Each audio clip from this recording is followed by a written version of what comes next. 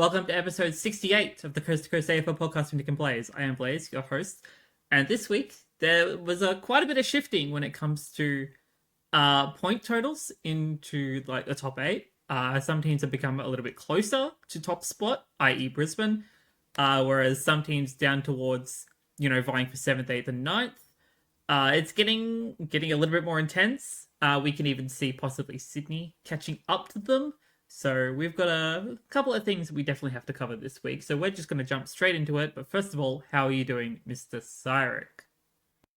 Oh, not too bad, not too bad. I sort of had a mixed bag, I think, over the last week, but mostly positive. I've been, what have I done? I'm going to be volunteering next week on Friday. Very cool. Well, this week on Friday, I should say, for the Art Gallery of WA. So any WA listeners, if you wanted to say hi to me, I will just be doing the service at the door. I've always loved art. I frequently go whenever visiting states to art galleries and all that sort of stuff. So I feel like, just a decent way to give back a bit of time while I'm currently unemployed. Yep. Also, I went to a concert on Saturday, and despite a fairly brutal bump received to myself by an overly enthusiastic mosher coming from a fairway away, he had a bit of chance to change his flight path, sort of bowled me over, sort of put me a bit out of it. But apart from that, it was a very enjoyable concert of the band Touche Amore. But it was 4 acts because, as is with hardcore bands, it is very hard to do that guttural sounding tight voice for more than an hour. But it was very powerful and it was a very good voice. It was last on tour, so he obviously did enough to protect it. And it was a great show. I enjoyed it very much. Very glad to hear that. Very, very glad. My week has been not too busy. The week ahead is very, very busy. I will talk about that as we head towards our wrap up at the end of the episode. But yeah, like this week, pretty chill. We ran a Marvel Rivals production yesterday, which was a bit of fun. It was something a little bit more casual, not like super competitive, which was very interesting. Had a bunch of content creators involved. It was a lot of fun. We've got a couple of those still kind of lined up, but for like different other games. Like we've got our got a Mario Kart one again coming up this week. We've got an Overwatch one tomorrow, which I'm playing in, and we've got another Marvel Rivals one on Sunday. But I'll go through all of that towards the end. So, in saying that, let's jump into our very first game, because we've got a lot to cover. Over at Marvel Stadium, the Thursday night clash, and everyone's already questioning why Essendon are getting all of these primetime slots. It's really unfortunate that they are, because it's not really great watching. But besides that point, the Giants with a 48-point margin, with them scoring 16-8, 104 to 7-14, 56. Yeah, and as you mentioned, it was a very low interest match. Carlton and Essendon are the prime things of like the AFL acts like they've got 5 more wins than what they actually do when it comes to scheduling those standalone matches. Because I couldn't understand why they would put these two together. But all things considered, it was a routing. But I think Essendon did as much as they could to not get too embarrassed. I mean, we all know where they are in these situations where they're being out and not having exactly who they want to on the part. Mm-hmm.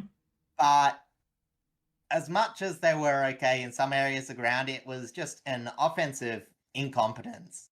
As they wasted a pretty decent first term, kicking 0-5 to 2-0. So they could have really jumped the gun on GWS. It didn't happen. GWS weren't too happy about the dominance. You can tell by in the post-match interviews, despite winning by 48, they were just like, yeah, we won, but still, not everything sort of went they did. Yeah. But, yeah, as I said, GWS were clean. Sorry, they weren't clean, but they won enough of the football for that to not really matter. Yeah. Whilst Essendon had trouble winning the ball. Words are very hard today. They did actually have some good movement chains off turnover, which got them an inside 50 win count. And that's another loss for GWS in that category. We sort of mentioned that last week, how they despite how well they're traveling, they just do not win the inside 50 battle, same as last year. And had scoring shots from turnover 15-9 in terms of Essendon's favour. So Essendon could generate a bit, they just couldn't convert.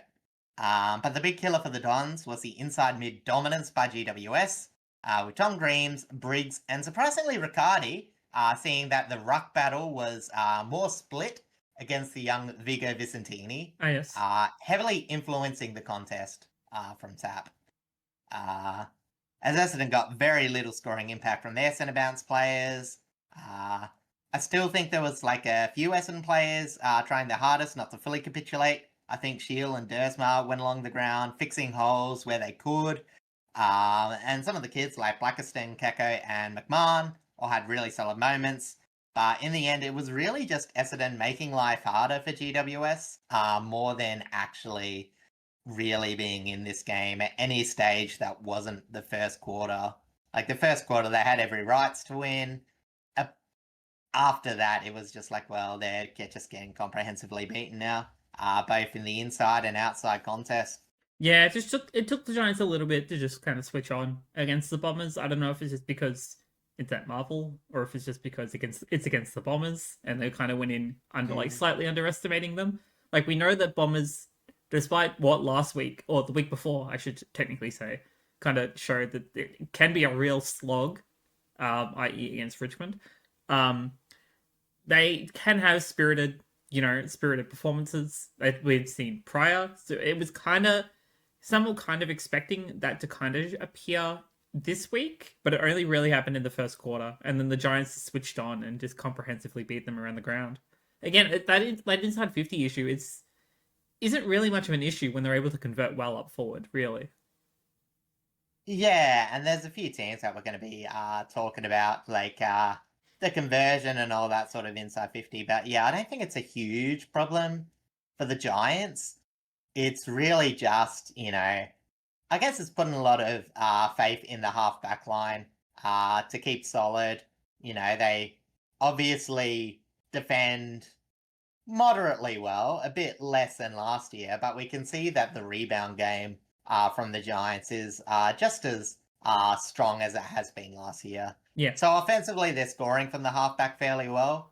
Defensively, they're conceding more than last year, but in a case like this, you know what I mean? There's not that much that they had to do. But obviously, they're I like Ash again having a career game. I thought Connor Idun was one of the best players, and then Whitfield continued his good week. Yes. Himmelberg was fairly solid. He's been a surprisingly good month, actually. Yeah, he's been very dependable over the past 6 weeks. Yeah. And just a good marking present, you know what I mean? Like, GWS are very much controlling the ball on that back line. They like to chip away, work it out before they bolt off. So having a strong marking presence in the half-back line is solid. So, yeah, that's all I really wanted to say because, yeah, this game really didn't have much interest.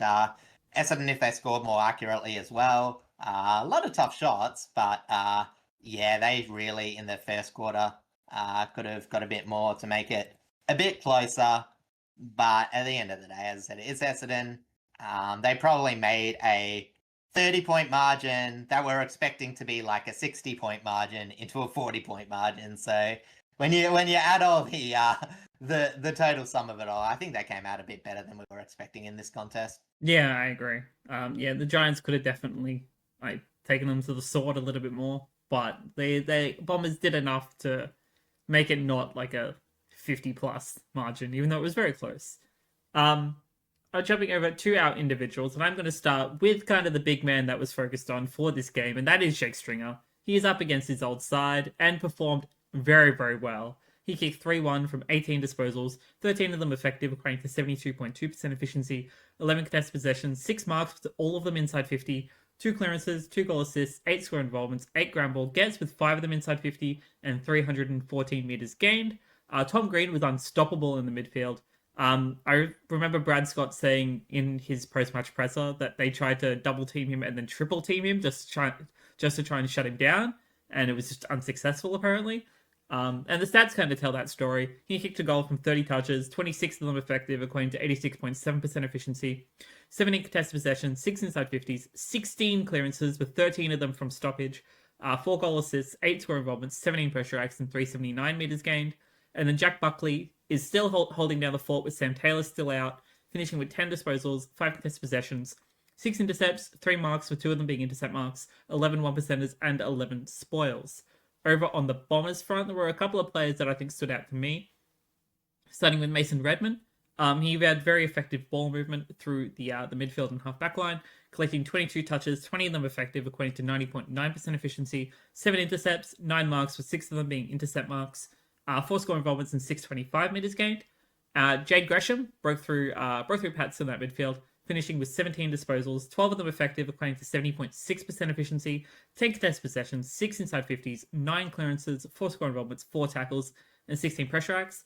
And then shout out to debutant for the Bombers, Liam McMahon, who kicked 2 goals, obviously one of them being first goal, which he is the 5th player for this year to have done that, which is kind of weird, because like we've had a ton of debutants, but it's such a small, unique stat to get. Yeah, obviously not all of them are by first possession, but in terms of their first kick, Essendon have 5 of them, and I would be amazed if there was any other year where that's happened for a particular club. So a bit of a niche thing, but not bad by any means. It just means that they're at least trying to get their younger players involved. It's good to see them still aiming, they're not just going for Peter Wright every time, like, as I said, some failing teams tend to do, just go to your biggest and more experienced target. They're at least trying to find other avenues of score. Well, I think a lot in the next 5 weeks or so is just about development into their younger players, because this is basically going to be another rebuild at this point. So you may as well just start blooding. Absolutely. I agree that they had to because of injuries, but like continue to blood the younger players and just give them that experience. Yeah. And I think it's just one of those things. Again, it's a preview yourself for next year. Like, I think Scott's got enough confidence from this year to say, hey, despite everything, we've had some okay contests, so we can really make an impact for next year, get a preseason under your belt, and just keep on working. Try and instill that faith in the system, even though that they have, of course, been losing quite a bit. Yes. And then just to finish off with these statistics for Liam McMahon, 2 goals, 5 disposals, 4 contested possessions, a clearance, 3 score involvements, and 9 pressure acts. On the injury front, Archer May came off with a nose issue. I think it might have been just like a hit to the face. I'm not entirely sure what the situation actually was. But it might be minor, might be major. I will double check that after we finish recording for the injury updates, of course. And then on the MRO front, Jake Stringer was fined $1,000 for contact with an umpire. It's still going. I mean, at least it's his first. True, it is his first. His first in the past 2 years. Yeah. Impressive. So, with this, Tom Green, after this match, he becomes the leading clearance player in the AFL with 8.4, which is almost double the next best player for GWS, which is 4.6 per game. A very solid amount by Finn Callahan. And honestly, I think a lot of people are being critical about some of his ball use, about some of his disposal, racking that up but not having much impact. But whilst I think at the start of the year there was a tiny bit of that, I think it's become full-fledged gun. You know what I mean? I've been very cautious to go early on a player like Tom Green, but I really think that this is I reckon this is a coming of age year for him, but because it's had like a bit of early fanfare, I don't think it's been as respected as much. But yeah, it's been quite a terrific year by himself. Yeah, I think probably. I think a lot of the focus for GWS this year has been their forward line, especially Stringer and Hogan, and with obviously Toby Green pushing up there as well. And I know Lockie Whitfield, because he hit a big milestone a couple of weeks ago. Had been a little bit of the forefront. Obviously, Sam Taylor having 2 major injuries this season he's been in a bit of the limelight as well, but he normally is because he's that good. But yeah, I think Tom Green's kind of snuck a little bit under the radar as the season went on, and when we look at like Brownlow's stuff towards the end of the season, like he could potentially appear as a top 5 candidate. Yeah, and as I said, I've said throughout the year how I think Noah Anderson has connected a lot better to his forward line. He's like in the Brownlow conversation. 100%. But Tom Green, 6.5 score involvements per game, and is involved in 29 rounded up percent of his team's, 28 percent of his team score involvement rounded up, which is just lower than Noah Anderson's flat 28%. Of all the clearance winners, though, Nick Dacos is the highest with above 30% of his team's score involvement. Well, so that's pretty expected. Yeah, exactly. So, as I said, whilst as I said, like where there's a lot of different things to like in terms of clearance midfields and all that. Obviously, Nick Dacos has gone a bit under in clearances and possessions, but a lot up in score involvements this year. As I said, Tom Green, in terms of what he provides to his team, I don't think it can go understated to how good he's been. It's definitely not those cheap disposals you can sometimes attribute to GWS style of play. Yeah. He's really come into his own. Yeah, absolutely. All right, let's jump over to our next match up at the Gabba. The Lions hosting the Bulldogs with a 10-point margin. The Lions winning 12-14-86 to 12-4-76. Yeah, and for Brisbane, whilst this win wasn't as impressive as the summation of the last month, the intensity for the Lions was still present in this very high-stakes clash, which is why the Bulldogs' effort to stay with them in this contest can't be understated. However, I think the biggest fear for the Bulldogs once again showed up, and that is their back half ball use continually exposing their defence. Mm-hmm. Their defence did benefit by the returns of Liam Jones, though, and for how big the inside 50 differential was in favour of the Lions, they could only manage the same amount of marks inside 50 and only 3 more set shots than the Doggies. And due to the accuracy from those set shots, the Doggies actually outscored them from that fact. However, on the ground is where Brisbane's attack and pressure was just too much for them. Brisbane had a lot more forward 50 ground ball gets. Weirdly enough, the Big O actually was the most numerous collector of them, whilst Coleman, the Ashcroft boys, and Charlie Cameron all managed to get moments from collecting the pool and pill and slotting them through, despite both teams ferociously tackling in the forward half. It seemed that the pressure from Brisbane led to a lot more opportunities.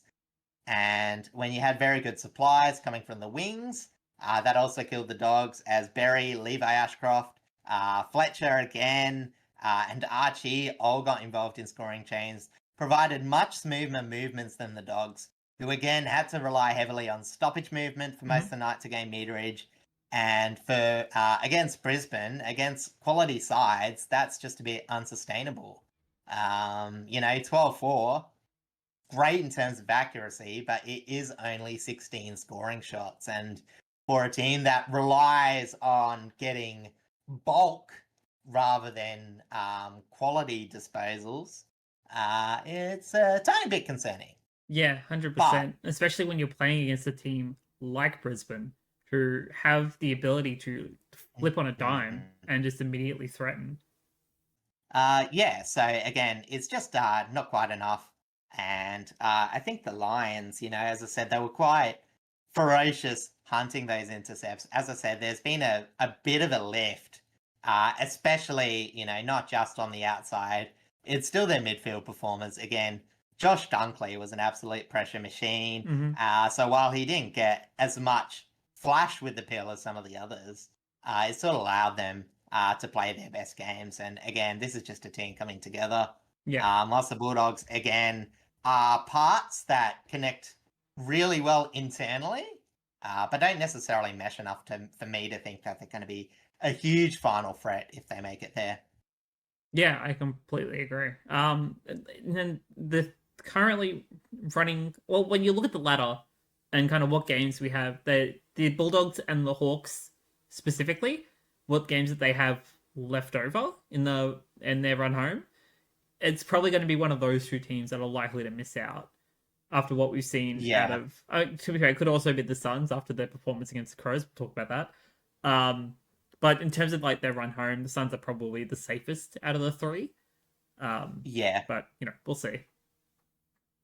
Obviously, Fremantle and Gita were still good, but again, we'll talk about this later on and in the run home on Wednesday. That should be dropping. Watch out for that, coasters. Actually, it'll go out Thursday because it'll be recorded Wednesday. It'll be going out on Thursday. Watch out for that, coasters.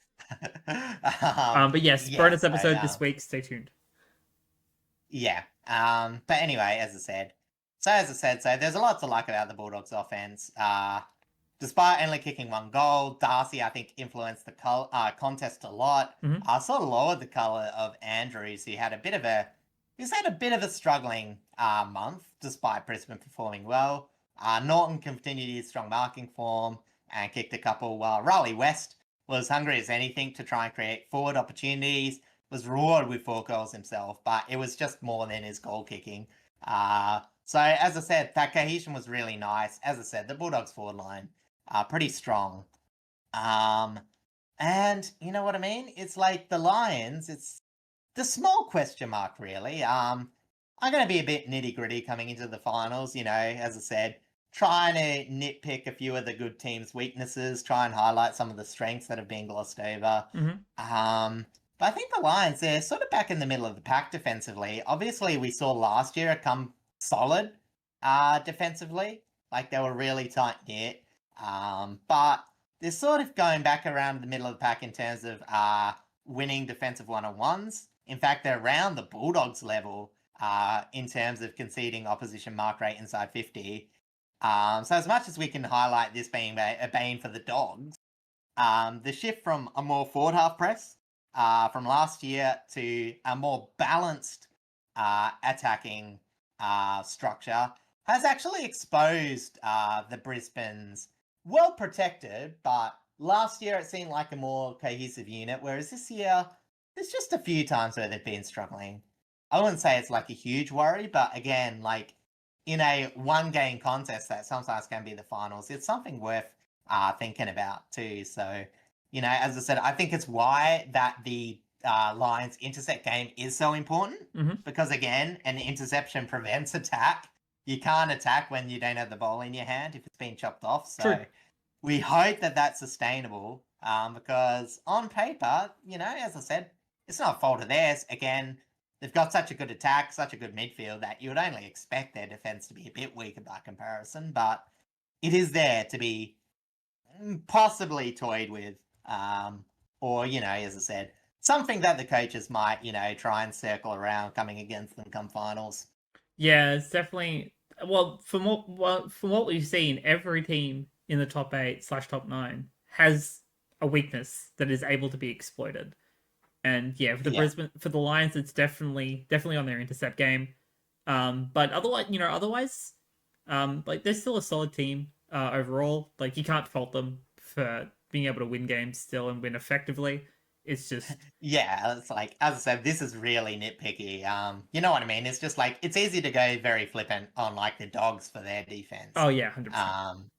But as I say, when you look at the stats, the Lions aren't that much worse. It's just, as I said, in terms of like total structure, obviously the Lions have been able to win against top 8 teams, keep the structure going, where the Dogs have struggled with that a bit. And I personally think that's because it's both their back half movement and their defense that are a bit weak. Yeah. Whereas the Lions, it's a bit more about their defense. Their movement is actually being quite good this year. Yes, that is very true. Speaking of their defensive movement, let's start on a defensive individual with Froggy Lester, one of your favourite players, of course. He was very dependable this week, finishing with 11 disposals, 10 of them effective, equating to 90.9% efficiency, 8 contested possessions, 10 intercepts, 5 marks, 4 of them being intercept marks, 2 score involvements, 3 tackles, 11 pressure acts, 10 1%ers, and 8 spoils. Will Ashcroft was influential in the midfield, of course, kicking 3 goals from 26 touches, 10 contested possessions, 4 inside 50s, 5 clearances, 5 score involvements, 5 tackles, 19 pressure acts, 9 grumble gets, and 372 metres gained. And then Jared Berry was also very important, kicking 2 goals from 19 disposals, 14 of them effective, equating to 73.7% efficiency, 9 contested possessions, 5 inside 50s, 2 clearances, 8 score involvements, 8 grumble gets, and 335 metres gained. On the Bulldogs side, Riley West had massive impact as a rotating forward, kicking 4 goals from 14 touches, 16 test possessions, 4 marks, 3 inside 50s, 5 score involvements, 4 tackles, 11 pressure acts, and 378 metres gained. And captain Marcus Bontempelli had probably the biggest influence for the Dogs. Most of the time, it's usually him. Let's be real. But he also kicked a goal from 24 disposals, 18 of them effective, equating to 75% efficiency. 10 contested possessions, 5 intercepts, 10 inside 50s, 4 clearances, 4 score involvements, 10 tackles, 33 pressure acts, 5 point percenters, and 520 metres gained. On the injury front, Latham Vandermeer came up with an ankle concern, same with James O'Donnell. I believe they're both minor, so they should be okay. But they might need a week off for this upcoming week, but otherwise they should be alright going forward. And then on the MRO front, Tom Liberatore was fined $1,875 for striking Will Ashcroft. And then Jasper Fletcher was fined $1,000 for contact with an umpire. We love umpire contacts. I know, it keeps on happening, but yeah, it's just one of those things where, again, not a bad game by the Bulldogs, but they just have to, and it's not just so much that they're, finals or whatever, but they just have to get an upset victory, because I think just for their belief. I know sometimes it can be a bit overrated, splitting all the, top 8 wins versus bottom 8 wins. Sometimes it's fixturing, sometimes when it gets to team. But when I think it's that lopsided, it reminds me when Port had their flat track bully year. I think it just falls to, when that happens, there's just something a bit wrong with your system where it's consistent enough to just get it done against the bottom teams, but against teams that can counteract you, you got to have just some plan B, and I just don't think Bulldogs have the depth of players in certain positions to pull it off. But hopefully, as I said, on this run home, they might be able to stir the pot a bit, prove some people wrong, and get that upset, and try and keep that, finals berth alive. Yeah, it's definitely possible for them.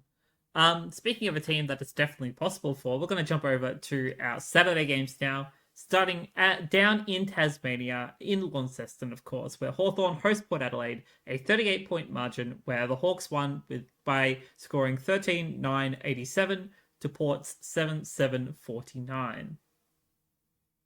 Yeah, and this was win ball number 2 for Port, and the Breeze seemed like there might be problems early, because despite a howling gale giving them great territory early, they could only manage to tie the Hawks at quarter time. It was 20-20, and despite Port being able to kick the ball and the ball going 15 extra meters, that doesn't matter when it falls into the Hawks' intercept defenders. They were set up solidly at the back after letting a couple of goals through, and they were just a lot smarter with the way that they positioned. And in all 4 quarters, I think you could tell that Hawks defending the wind was just locked in. Obviously, Port only scored 49 points, but you know what I mean? It's like they had their opportunities. But in Port's fairness, they weren't going to give up defensively, as they had a bit of a stand in the second quarter. It should have been an ugly halftime margin, but it was just 13 points. So they only considered 13 points with, again, that howling breeze where if you were watching it, this was one where there were a few balls. I remember there was I don't think it was Gunston. Who was the other one? I think it was Kashadia. Oh, yeah.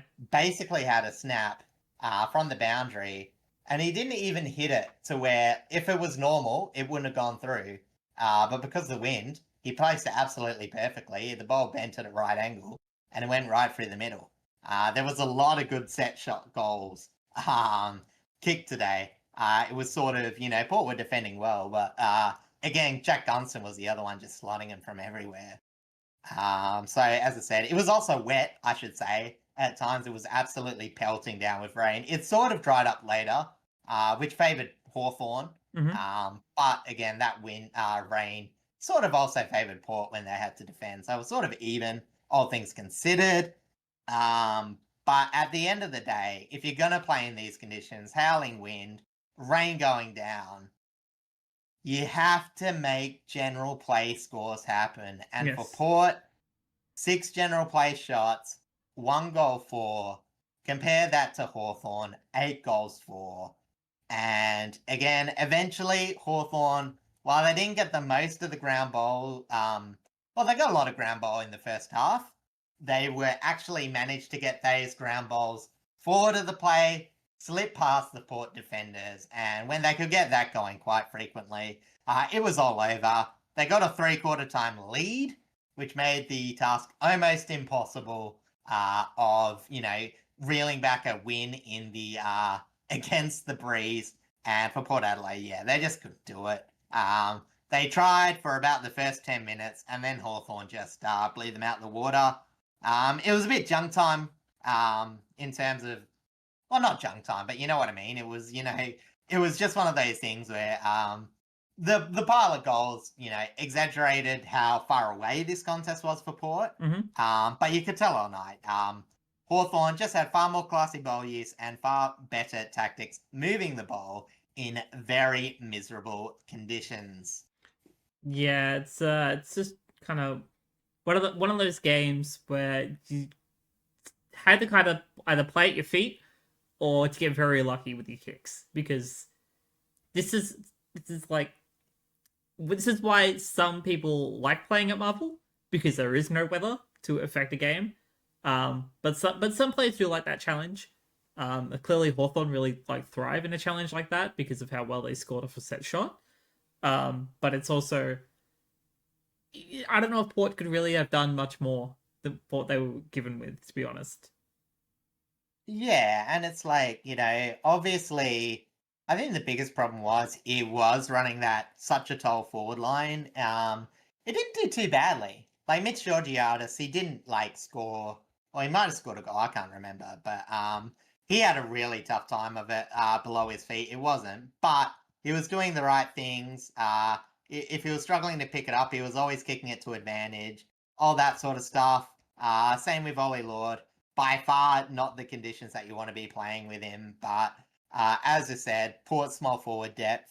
The only player that they would consider playing was maybe Joe Berry, and even he's been a bit mediocre in the Sandful apparently. So yeah, as I said, they're just running out of troops, and forward depth wasn't there for say anyway. So as I said, to win apart from that, you would have to generate from turnovers, generate from the midfield.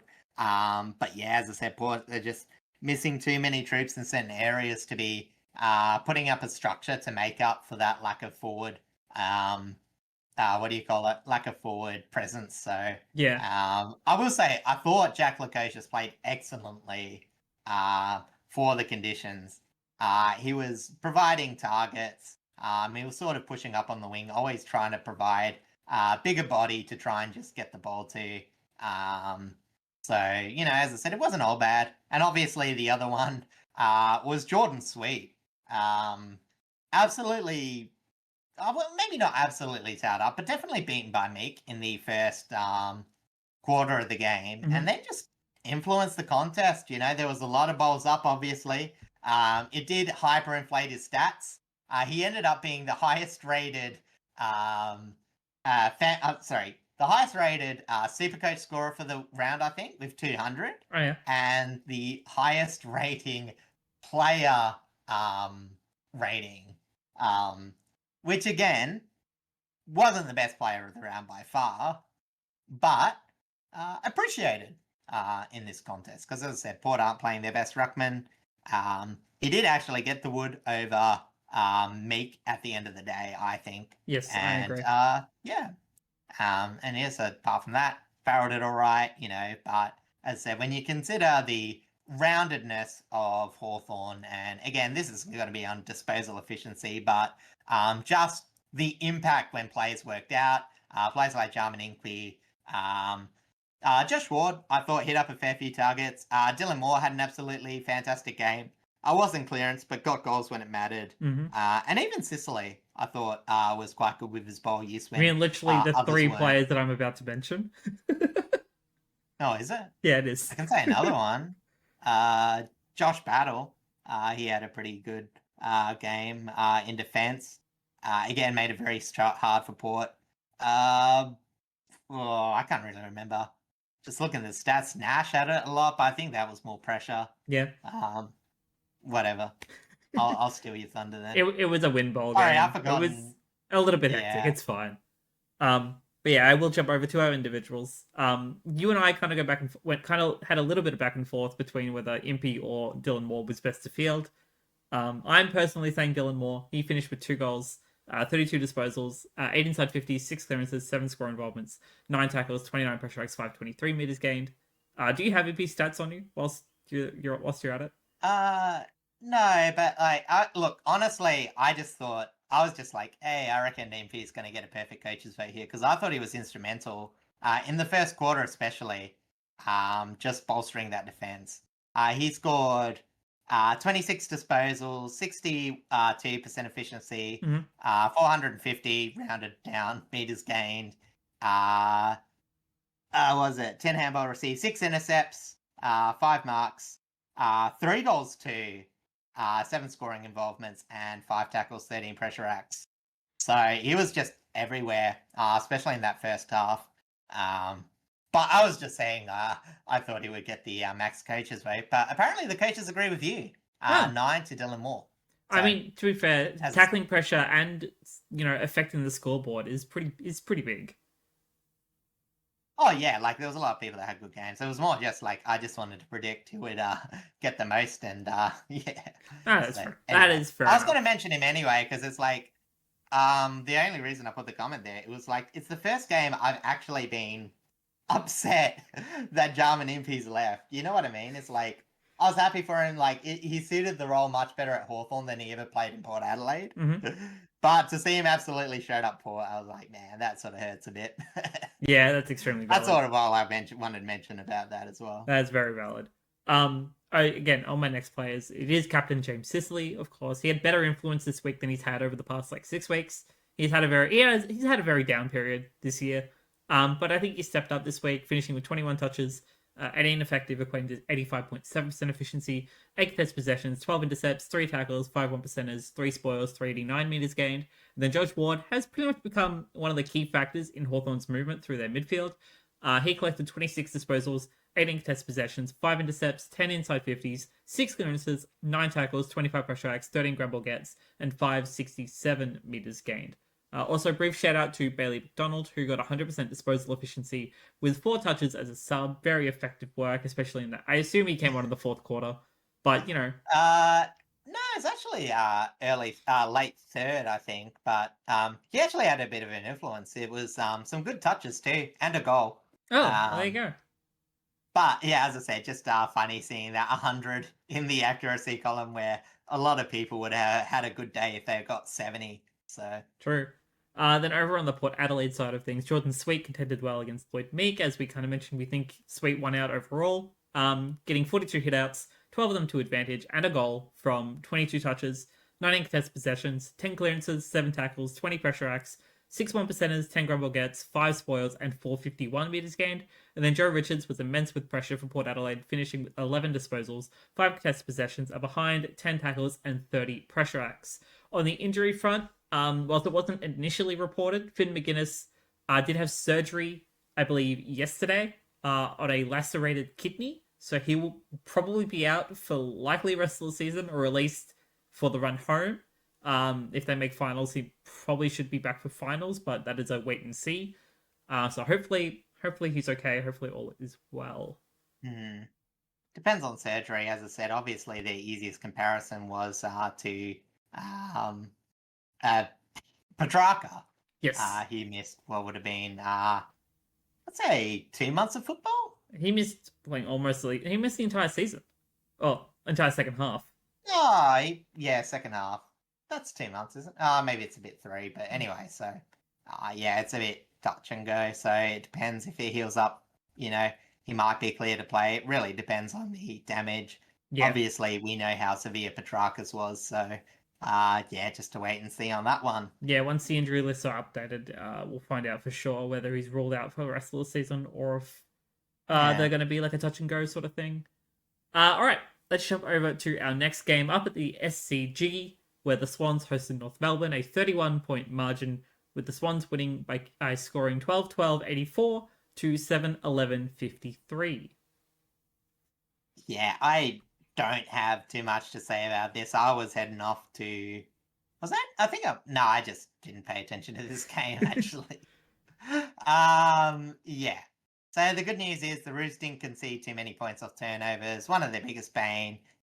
In a moderately competitive but fairly uneventful game against Sydney, where the biggest excitement was for fans of one-sided ruck contests, as the combination of Tickle, Darling, and 5 seconds of Callum Coleman Jones produced 10 hitouts. Absolutely monstered by Brody Grundy. Yes. If you want to know his stats, listen to Blaze because you know he's going to talk about him. But the clearances weren't too bad. It was, considering they weren't too bad, they obviously lost. I think it was about a 11-ish clearance differential. But yeah, so I think forward connection was the main reason it seemed to fall apart for the Roos. It was a 50-46 inside 50 count in favour of Sydney. It led to 28-14 scoring shots. And 14 was a big reason for this. It was 80 marks to 5 in favour of Sydney, with Heaney falling one short of equaling North Melbourne's total marks. And whilst the ground ball gets were a bit even, neither team produced all that much, which meant that Sydney's set scoring really won in the game. Halfback movement was also night and day, but Sydney didn't really convert at the other end, whilst North Melbourne just couldn't actually score couldn't score anything from deep movement. And at the end of the day, like for 3/4 of this game, this was a whole lot of nothing. Sydney just managed to outmuscle, and obviously part of that was by the individual efforts of a few players. So I'm not actually going to go too deeply. I'm going to give it back to Blaze. I hope he's still alive. I'm still alive. That's good. That's good. Yeah, you want to take it away, or you got anything else? I don't know if you know much about this match. No, there wasn't really much to really note down for this one, I'll be honest with you. It really was just a one-sided affair. Granted, North, for the most part, did contend in areas where they did struggle a little bit previously. Like, again, granted, they did lose. The clearance margin, is still 11. That's still fairly big in terms of them. But it could have been worse, so I commend them for that. Inside 50 rotations weren't too bad. Tackling also wasn't too bad from North. There was decent pressure, but it wasn't enough to sustain against Sydney's movement, especially, from the likes of Earl Golden and Nick Blakey. They're just too good at it. But it's not like Sydney were that clean with it when you look at the stats in total in terms of kicking efficiency, kicking errors, all that sort of stuff. They were pretty sloppy. It's more just North couldn't capitalize from any of that in terms of turnover. Oops, I'm looking at the Port game, but yeah, I think there was a pretty stark difference.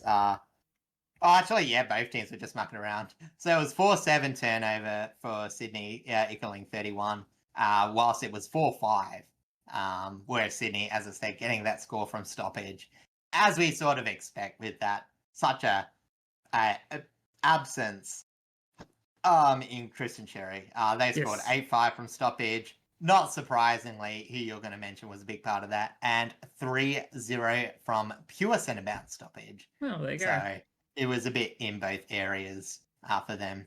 Otherwise, as I said, scoring stats are actually fairly even between the two. Both scoring from defensive and forward half. Very inefficiently, but they were scoring. But again, 80 hitouts to 10. 70 differential. I think I saw it was the second highest in the AFL era. That differential. Both involving I Sydney. believe that's correct. I can't remember where I saw that as well, but I think that's right. It's one of those graphics I saw for a second. Yeah. The the timelines of social media move quick. But let's jump over to our individuals, starting with Isaac Heaney. He was very immense in keeping the Swans on top, kicking 5-1, which happens to actually equate to 31 points. Fun fact. So Isaac Heaney literally kept the Swans in it. From 34 disposals, 29 of them effective, equating to 85.3% efficiency, 16 contested possessions, 8 marks for 4 of them inside 50, 9 inside 50s, 13 clearances, 11 score involvements, 5 tackles, 13 pressure acts, and 584 meters gained. Justin McInerney was very important around the ground for Sydney, kicking 1-1 from 22 touches, 8 contested possessions, 6 marks, 7 inside 50s, 5 clearances, 7 score involvements, 4 tackles, 13 pressure actions, 436 metres gained. And then with no Tristan Sherry, Brody Grundy got away with murder pretty much. Had an absolute field day. He finished with 62 hitouts, 13 of them to advantage, and 22 disposals, 18 contested possessions, 11 clearances, all of them from stoppage, 5 score involvements, and 2 1%ers. Will Phillips for the Roos put on solid pressure, finishing with 17 touches, 15 of them effective, equating to 88.2% efficiency, 5 contested possessions, 4 clearances, 4 score involvements, 7 tackles, 19 pressure acts, and Griffin Logue did the best he could in defence, collecting 17 disposals, 13 of them effective, equating to 76.5% efficiency, 6 contested possessions, 4 intercepts, 7 marks, 4 tackles, 12 pressure acts, 8 1%ers, and 8 spoils. Shout out to Roos debutant as well as Zach Bench, who finished with 2 disposals, 2 marks, and 12 pressure acts. On the injury front, Kellen Coleman Jones did come off with a calf towards the end of that first quarter, or was it midway for the first quarter? It was pretty early on. It's rough to see considering he just came back from an Achilles, which ruled him out for pretty much all of last year, and a lot of this year as well. So it really, really sucks for him. And then on the MRO front, Hayden McLean and Will Dawson were fined $1,875 each for engaging in a melee, I assume, with each other. And then Justin McInerney was fined $1,000 for other misconduct against Tom Powell. Yeah, I think the only real other takeaway from this game is just, again, it's just always a line for the Roos. We've seen their defense go missing this year. We've seen their midfield going missing. But I think over the last month, it's fair to say that their forward line has just randomly disappeared. And we thought that it was going to be the most reliable part of the ground. Paul Curtis, AA start of the year, has dropped off, not completely, but definitely lowered his output a bit. Mm-hmm. Jack Darling, obviously you're not relying on him, but as I said, not to be really seeing this game. And in the absence of Nick Larkey, who I'm pretty sure was out. I'm not just reading the stats wrong, am I? I vaguely remember him think not he was out. playing. I can't remember. Yeah, so they just didn't really have that much. Cooper Harvey's randomly popped up for a few goals, but as I said, Zerha's another one that sort of dropped off a bit. So as I said, they're just gonna have to find some ways. You know what I mean? It's like, we know that Nick Larkey and Paul Curtis is like maybe 70% of the Roos offense. But, as I said, they're going to have to find a bit more, because in a game like this where they probably did produce enough territory, despite everything else going on, they just couldn't finish off at all. Yeah, it was pretty rough overall, but it's only going to get a little bit harder on their run home, which we will cover, of course, in our bonus episode. But before that comes, we've still got a bunch of games to finish off and go through, starting with our first Saturday night clash, a Carlton hosting Melbourne at the MCG, so it's equal territory kind of battle, but with a surprising outcome, with Carlton winning with an 8-point margin, finishing with 12-6-78 to 10-10-70. Yeah, so this was a bit of a surprise packet of a game. We just in the fact that it was actually not the worst contest. I did actually kind of watch bits of this. And this will just sort of say how bad this game was. Oh, sorry, the other game that we're about to talk about was for West Coast. Because despite being in the dead centre of Perth, the big match being on at Subiaco Oval, Optus Stadium, they were playing this game in the big screen, sitting out on the Citibank, where you can sort of watch the game in one of the garden areas. So, as I said, the fact that this game was actually the highlight of the round was a very big surprise. It wasn't like it was clean. There was a high number of turnovers in this match, and it definitely was a game you could predict the ladder positions of the clubs. But it provided some much needed spice to Carlton's season, because they were dragging a lot before this game. They were. Accurate shooting, inaccurate passes. It was the theme of this game. Carlton being 8-0 from the 11 set shots, and Melbourne being a solid 8-2 from 13. It was a tough battle for the forwards. We had to deal with rough supply all night. But there were two standouts in the forward line. One of them wasn't necessarily a forward. It was Cozzy Pickett's going in between stoppage contests and the forward pocket. Mm-hmm. He skyrockets into All-Australian form. We've been talking about a few players who's dropped off. Cozzy Pickett is definitely there in form considering his last month. Yes, agreed. Whilst the other is one that mainly Carlton fans have been hyping up. And newspapers readers might have been saying who. It was Ashton Moir.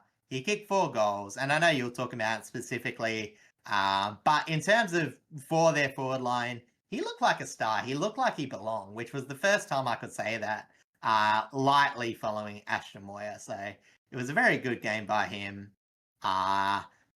Structurally in depth, though, we're talking a lot about forwards and a lot of them playing like key forwards. Obviously, Cozzy Pickett isn't, but he was playing more from stoppages. There were no ground level stats to speak of, really, especially for Carlton. They did get a handy 31 points from forward half intercepts. So it was a lot of their structures of the mids and halfbacks that set up their game for them. But yeah, neither team really got effort from transition. It's just that Carlton got maximum value from these sparse opportunities just because they were able to muscle out the forward half intercepts. We've seen a lot of games because statistically, the team that gets less scoring shots tends not to win.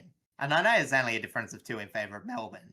But we have been seeing if the scoring shot differential is because of turnovers, you can see one team get a lot, like very accurate, high set shot scores, just because, again, on the flip side, it's a lot easier to hit all those one-on-one targets. Whereas for Melbourne, without that ability, they were just had a bit of a Sisyphean offense that we've seen go on for them. I mentioned before for my brave prediction how I tried to predict the scoring splits, I should say. I was completely wrong, as per usual.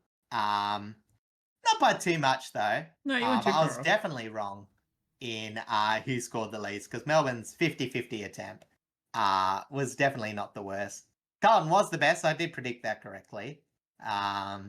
But yeah, as I said, we'll go on to the stats because there's nothing much I have to say about this game. It was just like mildly interesting, but neither of these two teams are going to make finals. So, dead rubber at the end of the day. But yeah, a bit of intensity. Nice to see. And a few, as you are about to point, interesting individual performances. Very, very true. But I will mention, just before I do jump onto the individuals, is that the fact that this does prove that Carlton, even though obviously, their season's basically dead and gone, they can still cause a potential upset for the top 8. Do I think that it'll happen? Not really. Everyone knows the top 8, top 9, even top 10, if we count Sydney, are much better than Carlton by a huge margin. But the fact that Melbourne for a time being were potentially threatening as well, it shows that Carlton still have a bit of fight left in them and that they could cause a potential upset that will shake up the top 8 even more than what it already is. So yeah, because as I said, Melbourne, they haven't been disgraceful. They were a lot worse earlier in the year. And obviously they had a few players in form that, because they haven't talked too much about defence, but Carlton did do a pretty good job of shutting down the Melbourne forwards, not gifting them as many opportunities as Carlton. Well, sorry, not as many opportunities, but as many easy opportunities as Carlton were afforded. So, despite losing the scoring count, it was still a pretty okay showing by the defensive half group, I'll say, because as I said, transition was pretty solid enough, and their lockdown defense was solid enough. It was just, as I said, the forward line that really split the two teams. Yeah. It was a bit contrasting, really. Yeah. Can't really say that about Carlton's forward line anymore. They used to be able to just pummel teams, win by forward efficiency, but nowadays they're going a bit hungry most of the times. But this one was a good one.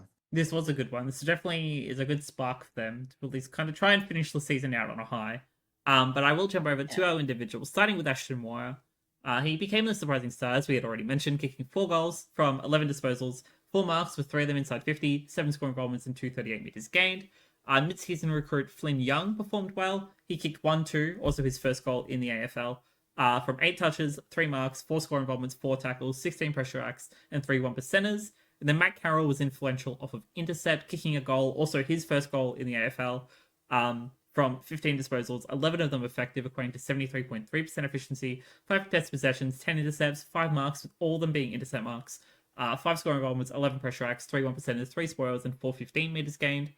Over on the Demons side of things, Trent Rivers was important with ball movement, finishing with 27 touches, 10 contested possessions, 8 intercepts, 5 marks, 3 tackles, 581 metres gained.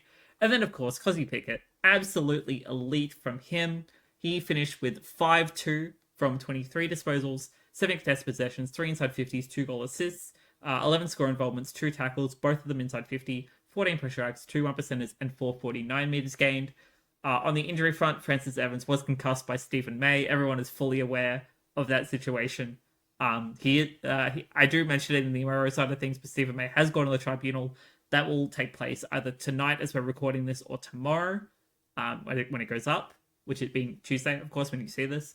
So we'll find out from that the outcome. And then Stephen May himself was also concussed in the end of that fourth quarter. So he's not playing next week regardless. And then otherwise on the MRO front, Nick Haynes was fined $1,000 for tripping Matt Jefferson. Yeah, so again, Cosy Pickett, just to show his impact, averaging 3.7 clearances per game, which is above Jack Viney, actually, only behind Oliver, Petrarca, and Gawn. And he's averaging, obviously, the most goals, 35 for Melbourne, is 9 more than Jake Melksham, who is the next best, and Fritsch is the only other one above 20. So really, in terms of like importance to the team, it's been Petrarca for so long. Like you would say without, like, Petrarca is the one where if you took him out the side, you would just expect Melbourne's win chance to drop off exponentially. But I would say Kasai is the MVP of Melbourne this year. Yeah, I think by far. Cosy could genuinely be their best and fairest this year. I think it's definitely minimum top 3, but definitely has a chance to take that first spot for them.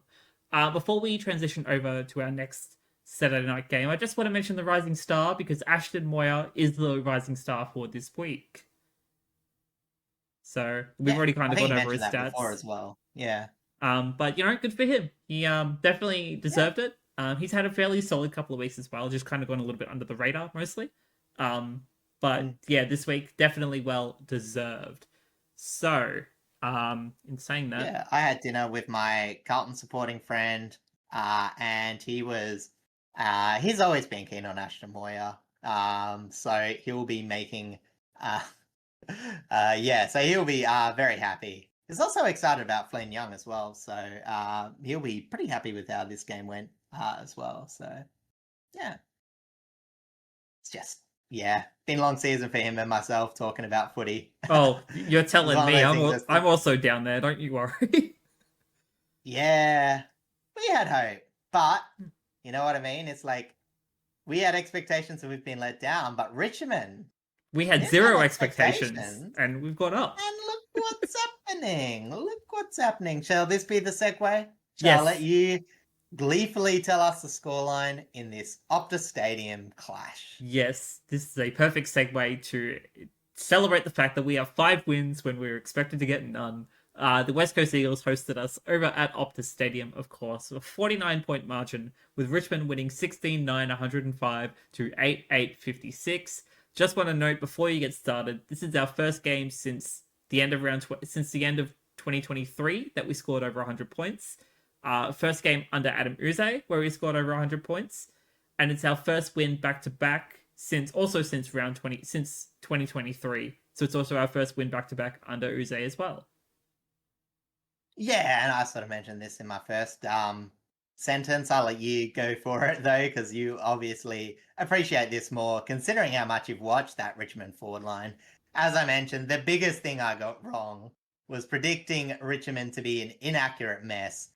16-9 And not just the accuracy, 30 shots for the first time this season to crack that 100 points. I'm pretty sure it's It was also well deserved. our most accurate game of the year, to be honest.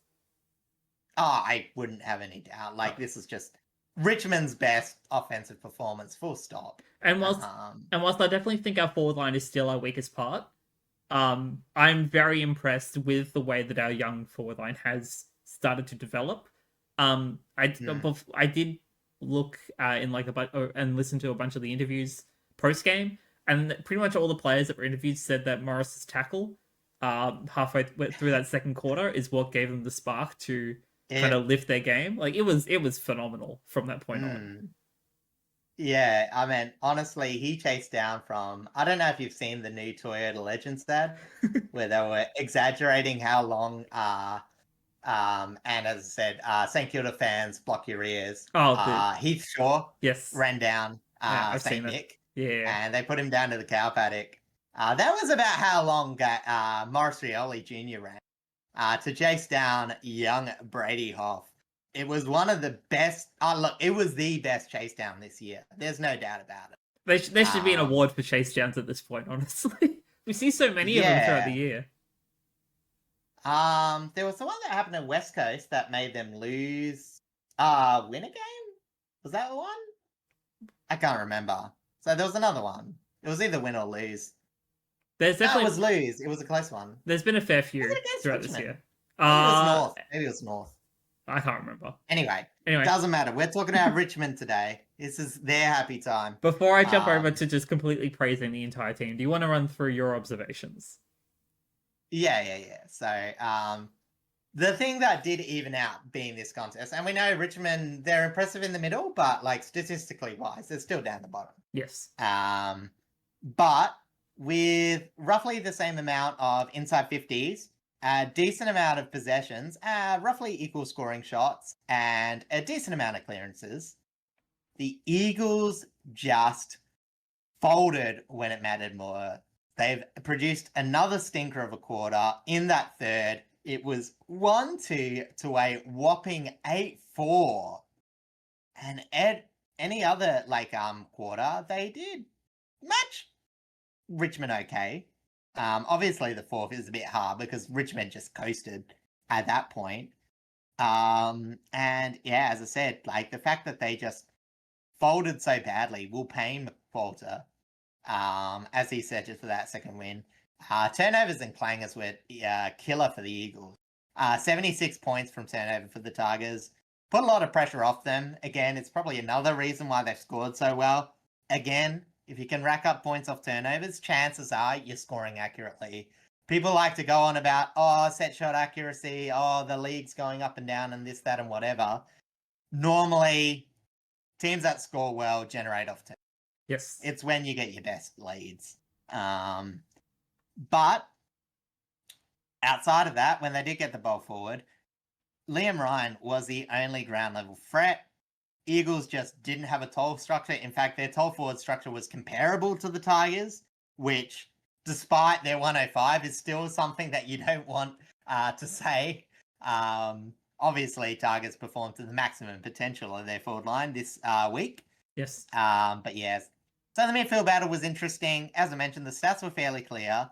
But the fact is that Ross, Hopper, and Taranto had targets to find and kick plenty themselves. Hopper and Taranto more so in terms of actual goals. Yes. Whereas Harley Reid, he just had to try and do it all himself. And whilst he had a great game, it was failing to build much connection with other stoppage players, as the Eagles themselves mainly scored off turnover as well.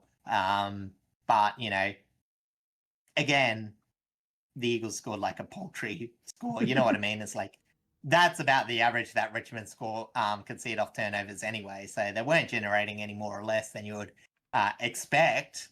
And they couldn't get any generation from other areas of the ground. So, whereas the Tigers took full advantage of this game. It's been great to see. Absolutely. 5 wins, Blaze. I know. People were saying 5 less than that. I know, it's crazy. And there's more potential. Yeah, looking at our chance against North. Just a brief tease against our run home. There are 2 potential wins that we could get being North and St Kilda.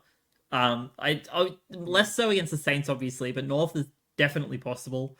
But yeah, I'm very happy with the development of the team this season. Obviously, I'd prefer to have like, Lafau out there for like as a key, forward target.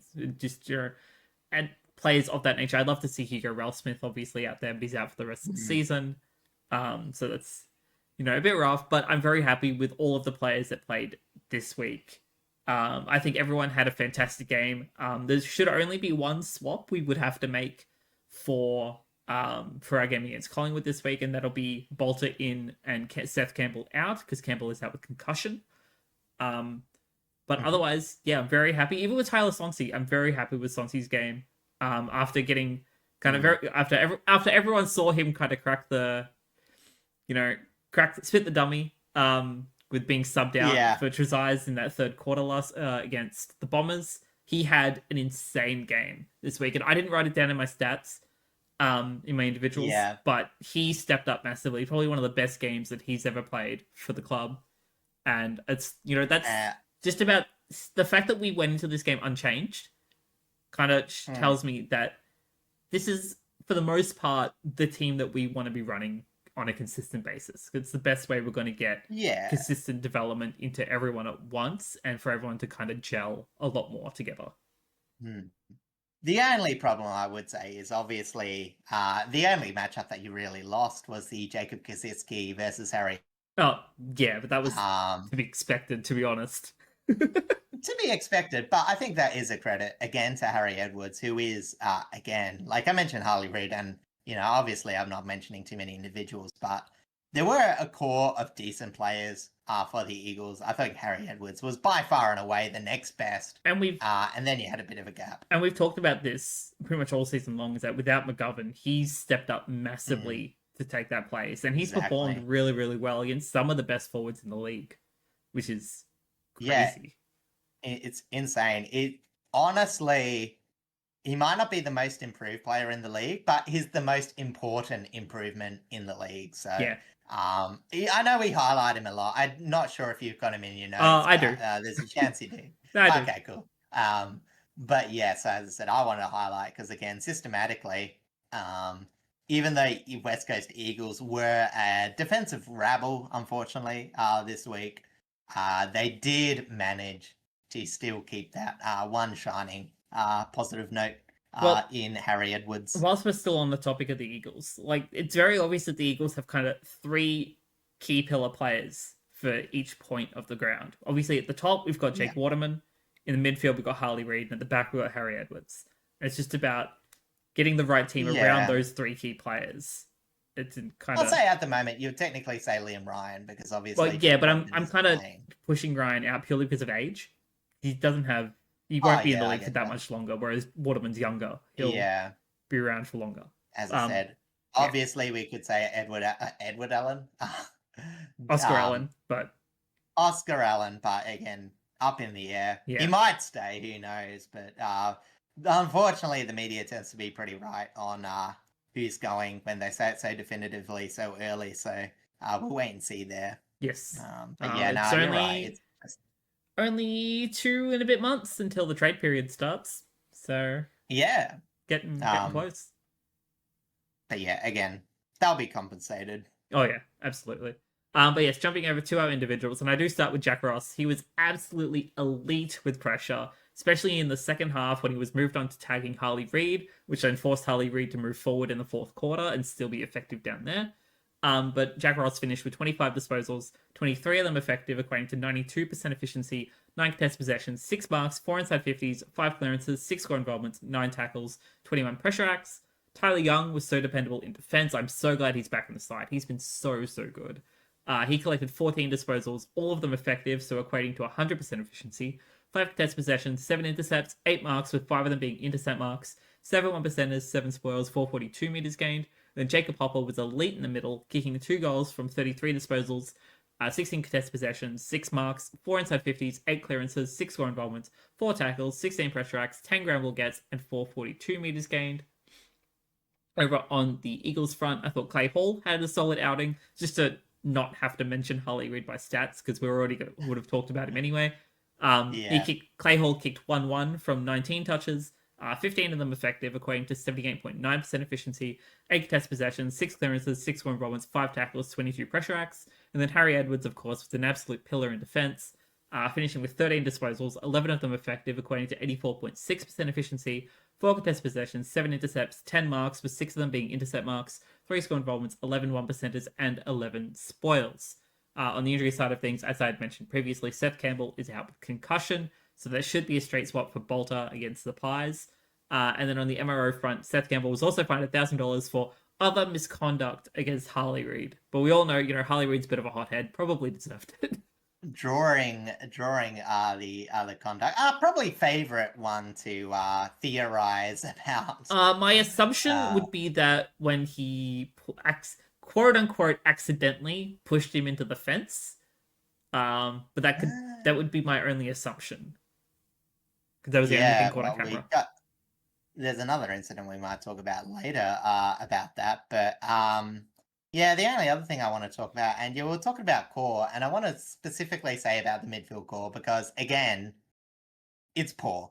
Not because of the players that are particularly playing, because as I said, they're all young, they're all trying, but yeah, they just get smashed every week in, week out.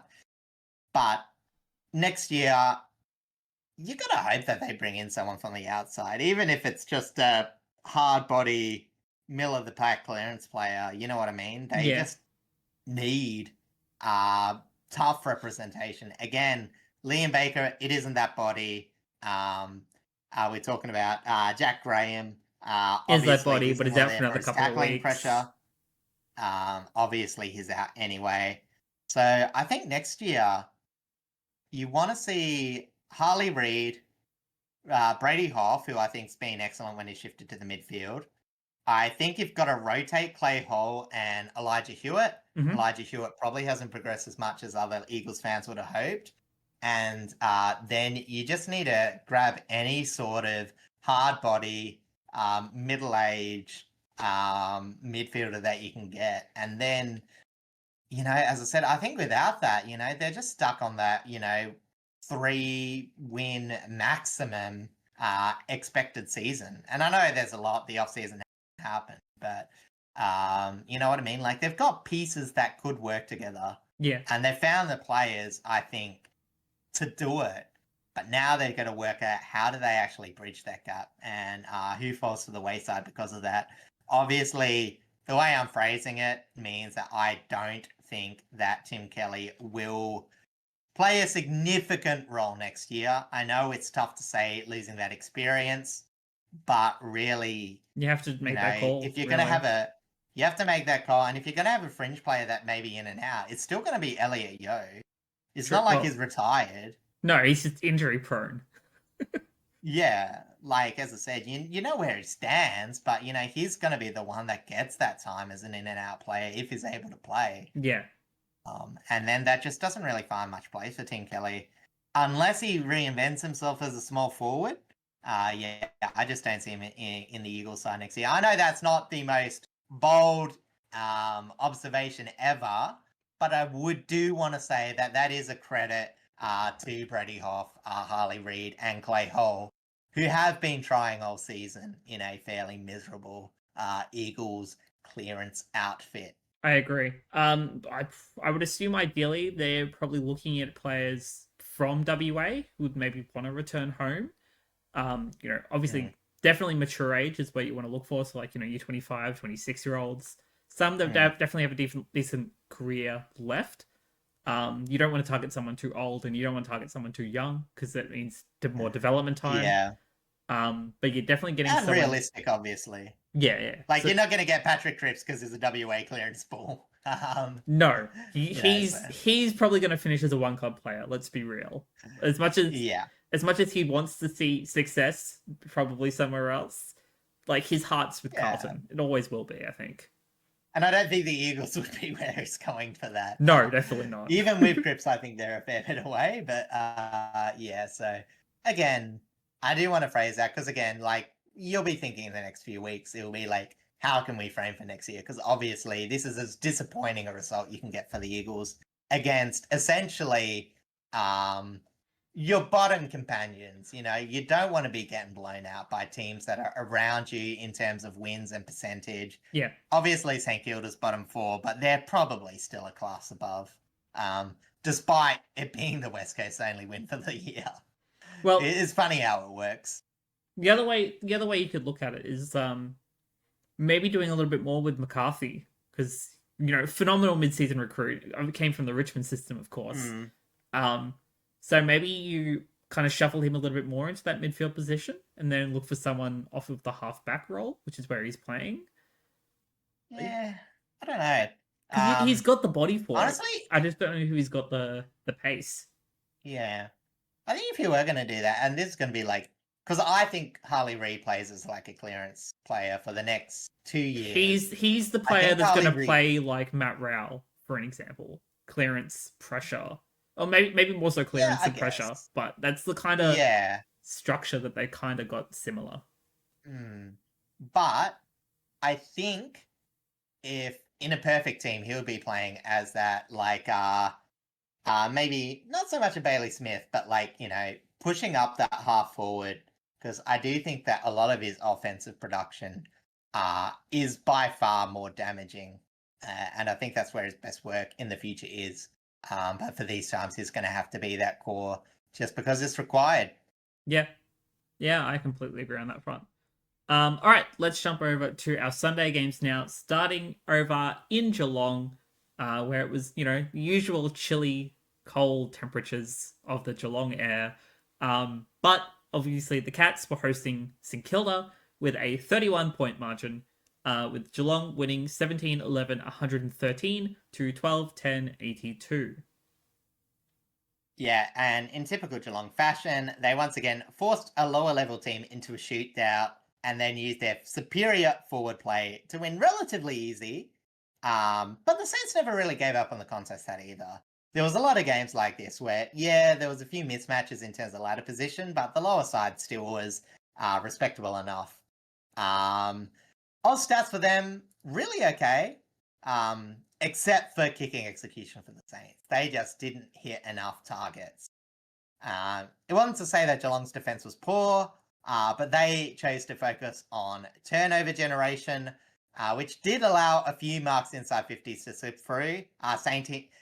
The Saints got 18 set shots for a pretty decent 9-6.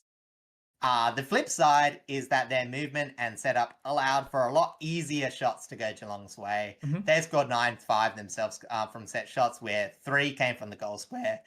As Blickar sort of nullified Wilkie, it was, again, I won't say Wilkie's had like a bad month. Probably a bit less than All-Australian, but still pretty solid. But he sort of didn't have a bit of an influence. And since Wilkie dropped off, Taru got exposed to the might of Jeremy Cameron. He tried really hard, but Cameron was just pure class, pure Cameron experience. just does what Cameron does. He's just too good. Yeah, and again, when we're talking about forward half pressure, and this is why Geelong wanted this to be a shootout, they just show that extra bit of class and effort that the Saints didn't have, with Manor and Martin's combined 8 tackles, beating the Saints' total 5 tackles inside 50, as Geelong managed a whopping 23 tackles inside 50 themselves. It was a high-pressure effort. Even though it was a bit loose, the grit and grind of Geelong just managed to pull through, despite, a fair chunk of players having a pretty decent game for both teams. Yeah, the Saints, a lot of the Saints core really stepped up this week against a tougher opponent, and definitely tried to cause an upset. But yeah, Geelong's class just outpaced them by a solid margin. Again, 31 points is pretty. Yeah, is the pretty kind of damning aspect, really. Like it could have been worse. Yeah, but definitely could have been Saints better. only kicked back late, really. It was one of those ones where most people thought it was kicked to bed, and then like a few nervous Geelong fans are like, "Oh, they're coming back." It's all right. Class first, Cats to pull it off. It was only 2 goals to 3 in the final final quarter. Yeah. So at the end, they just sort of nullified the potential comeback, kickback with a couple of goals on their own in succession, sort of put it to bed. Yeah, it's what you kind of expect. I mean, as the old saying goes, if you tip St Kilda, you're going to be disappointed. If you don't tip St Kilda, you're going to be disappointed.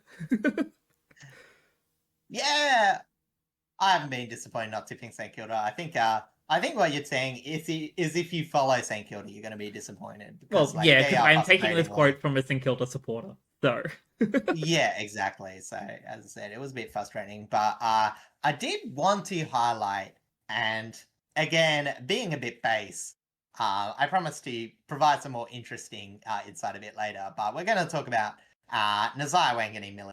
yes. Obviously, hot stocks, hottest conversation for free agency. But I think the interesting thing about this game, and I want to put it in perspective of St Kilda, because everyone's talking about where it's going. But obviously, we need to talk about St Kilda and how they're going to manage, as you two would say, with or without you.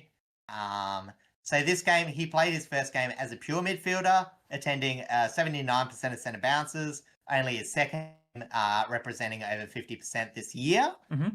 We've obviously talked about his impact of halfback. Terrific meters game player, high impact, earlier in the year especially, but even throughout, his turnovers and clangers from taking the game on are fairly notable. But St Kilda just this year, they're not scoring off halfback. We mentioned that last year they were a surprise packet of scoring the most from the back half in 2024. This year, I'm going to have a quick check, but I'm pretty sure it was near the bottom. Well, not bottom. But Yeah, definitely, despite Naz's impact off of halfback, like he's mostly just been forced to kick it long, and it's been really evident yeah, that St Kilda just don't have the forward stocks to be able to take a long kick, and it's really kind of yeah. impacted their efficiency off of halfback, which is, I guess, why the movement to the midfield makes more sense. And again, just adds to his repertoire, and again, just increases his value for the teams that are in the hunt for him. Yeah, and as I said, so actually they haven't dropped off too bad. I should say they've only dropped off 3 points. It's just score from defensive half has increased in the league That's compared to true. last year. That's true. A lot of the teams So have like gotten a lot better off of turnovers from halfback. yeah, but as I said, so they're not top in terms of that. So they're not got that niche to them anymore. So when you accept that, as you mentioned, like you shift Nas into the middle, where I think his aggressive ball use is more likely to result in a stoppage goal, or at least score impact. I think that's sensible, and it'll be interesting to see if Hill and Burns, because that's who they're left with at halfback, will support Sinclair, who's obviously gum. We know how he plays, whether he plays in the middle or halfback. It really doesn't matter. He always gets involved. Yes. In this game, they scored an okay 33 from halfback, and on paper had some okay movement stats. But again, Naz in the middle, 10 clearances, and a lot of score involvements. But the 10 clearances especially, you're not sacrificing anything by playing in the middle. You're not needing to feed the ball to function. So I think it's interesting. Is like maybe you just play Naz in the middle, and you're like, okay, this might get us a surprise win or two against a lesser good structured midfield. And if Naz leaves, we're working on a halfback anyway. If he stays, we've added another aspect to his game, as you will. So I actually think sticking there. Like I know this might have been for structure, the move to put him in the centre this week. But I reckon it worked because I think they lost. Who is it? One of their clearance players, Hunter Clark. Yes, they did lose Clark. They lost Hunter. Oh, sorry, no, he wasn't. They didn't lose him. They started him as the sub. I should say. So he only played 22. So obviously they're working a bit with that. He played a bit on the wing apparently when he came on. I'm not sure how accurate that is. Looks like he had a few centre bounce. Middle possessions. But as I said, here's a player that hasn't really worked out for St Kilda. Hunter Clark hasn't really provided much in the middle.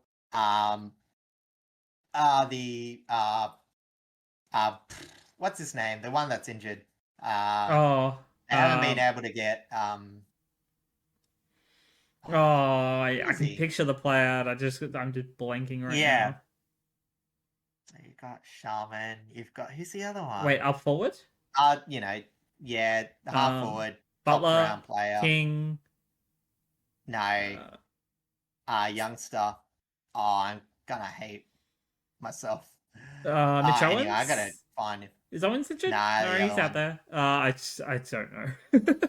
Anyway, I'll check the injury list and it'll come to me. You go through the individual players and I'll finish off that thought uh, when I look at the injury list. yes, I am gonna start off with Geelong side. He's out for the season. That That's still how you doesn't help me. think. Still doesn't help me. All right. But I'm gonna Filippo. Filippo. That's right. Mateus. Yes. They keep trying to get him on the park, and he's just become a little bit injury Yeah. prone. He just needs the rest of the season off, which I've given him.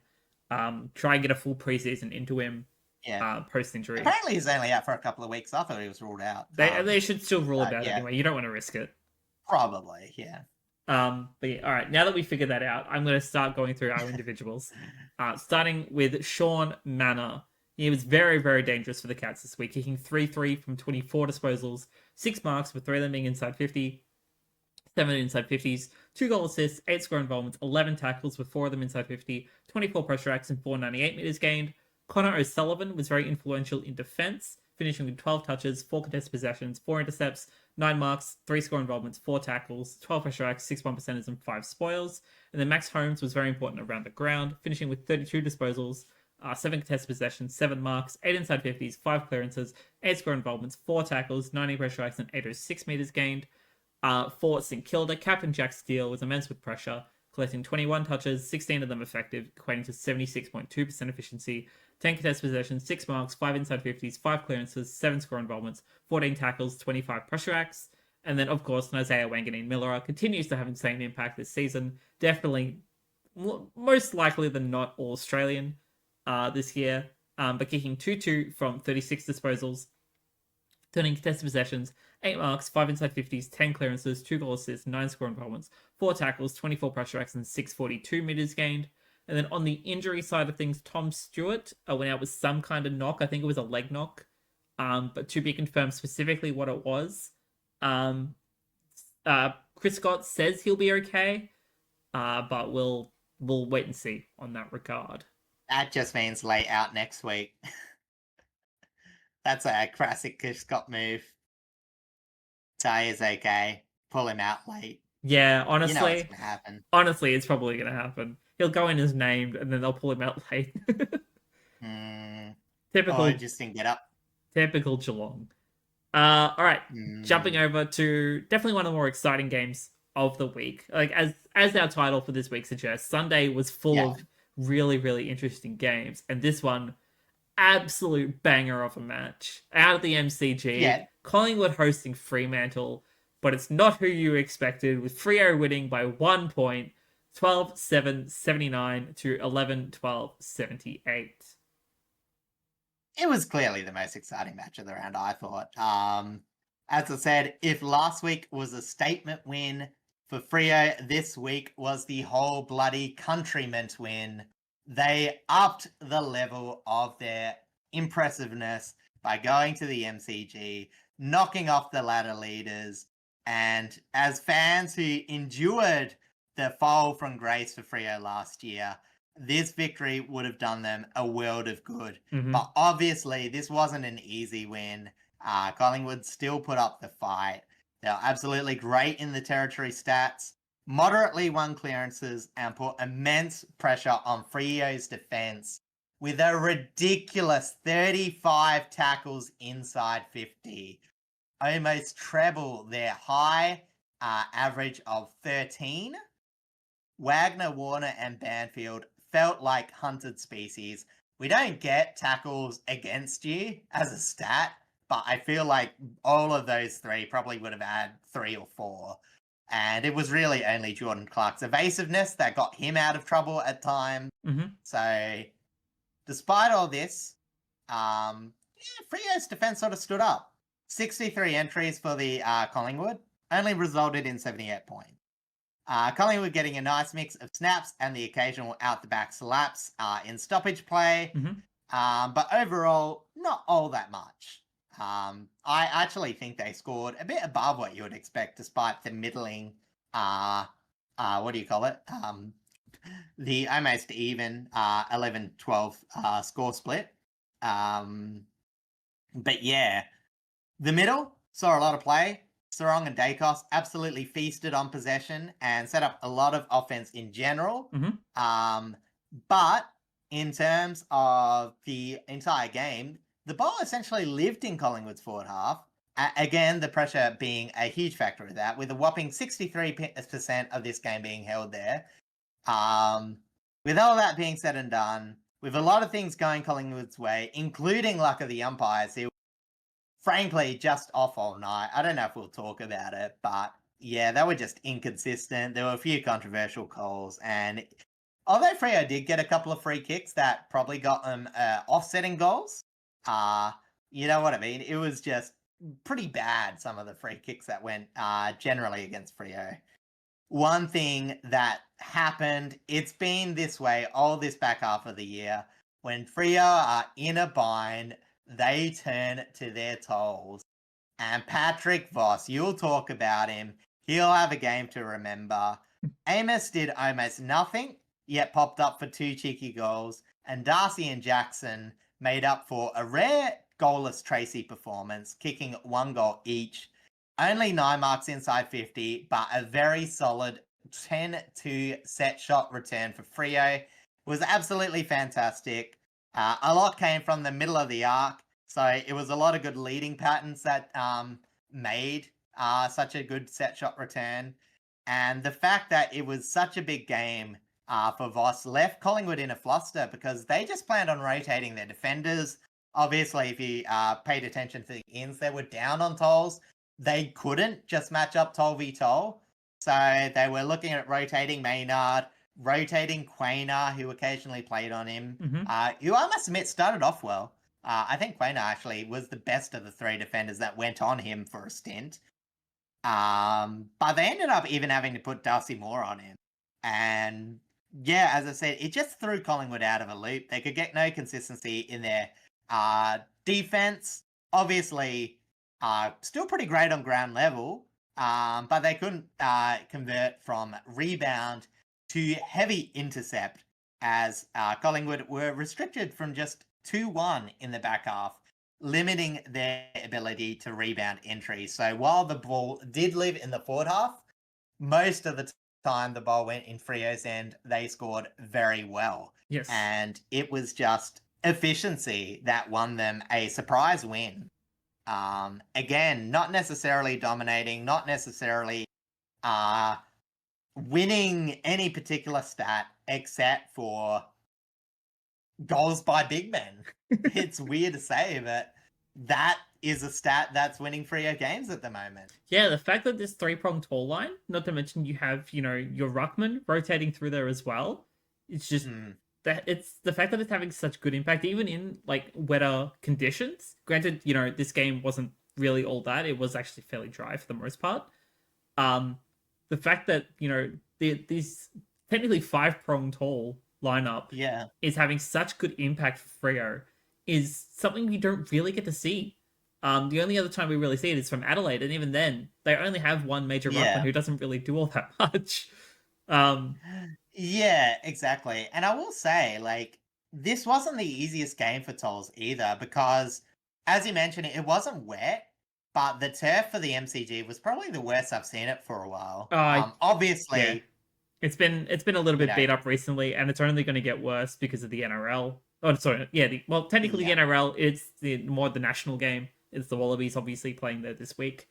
So that'll also impact it. The Union. Yes. So that'll impact it as well. But otherwise, yeah, the turf definitely needs a bit of maintenance.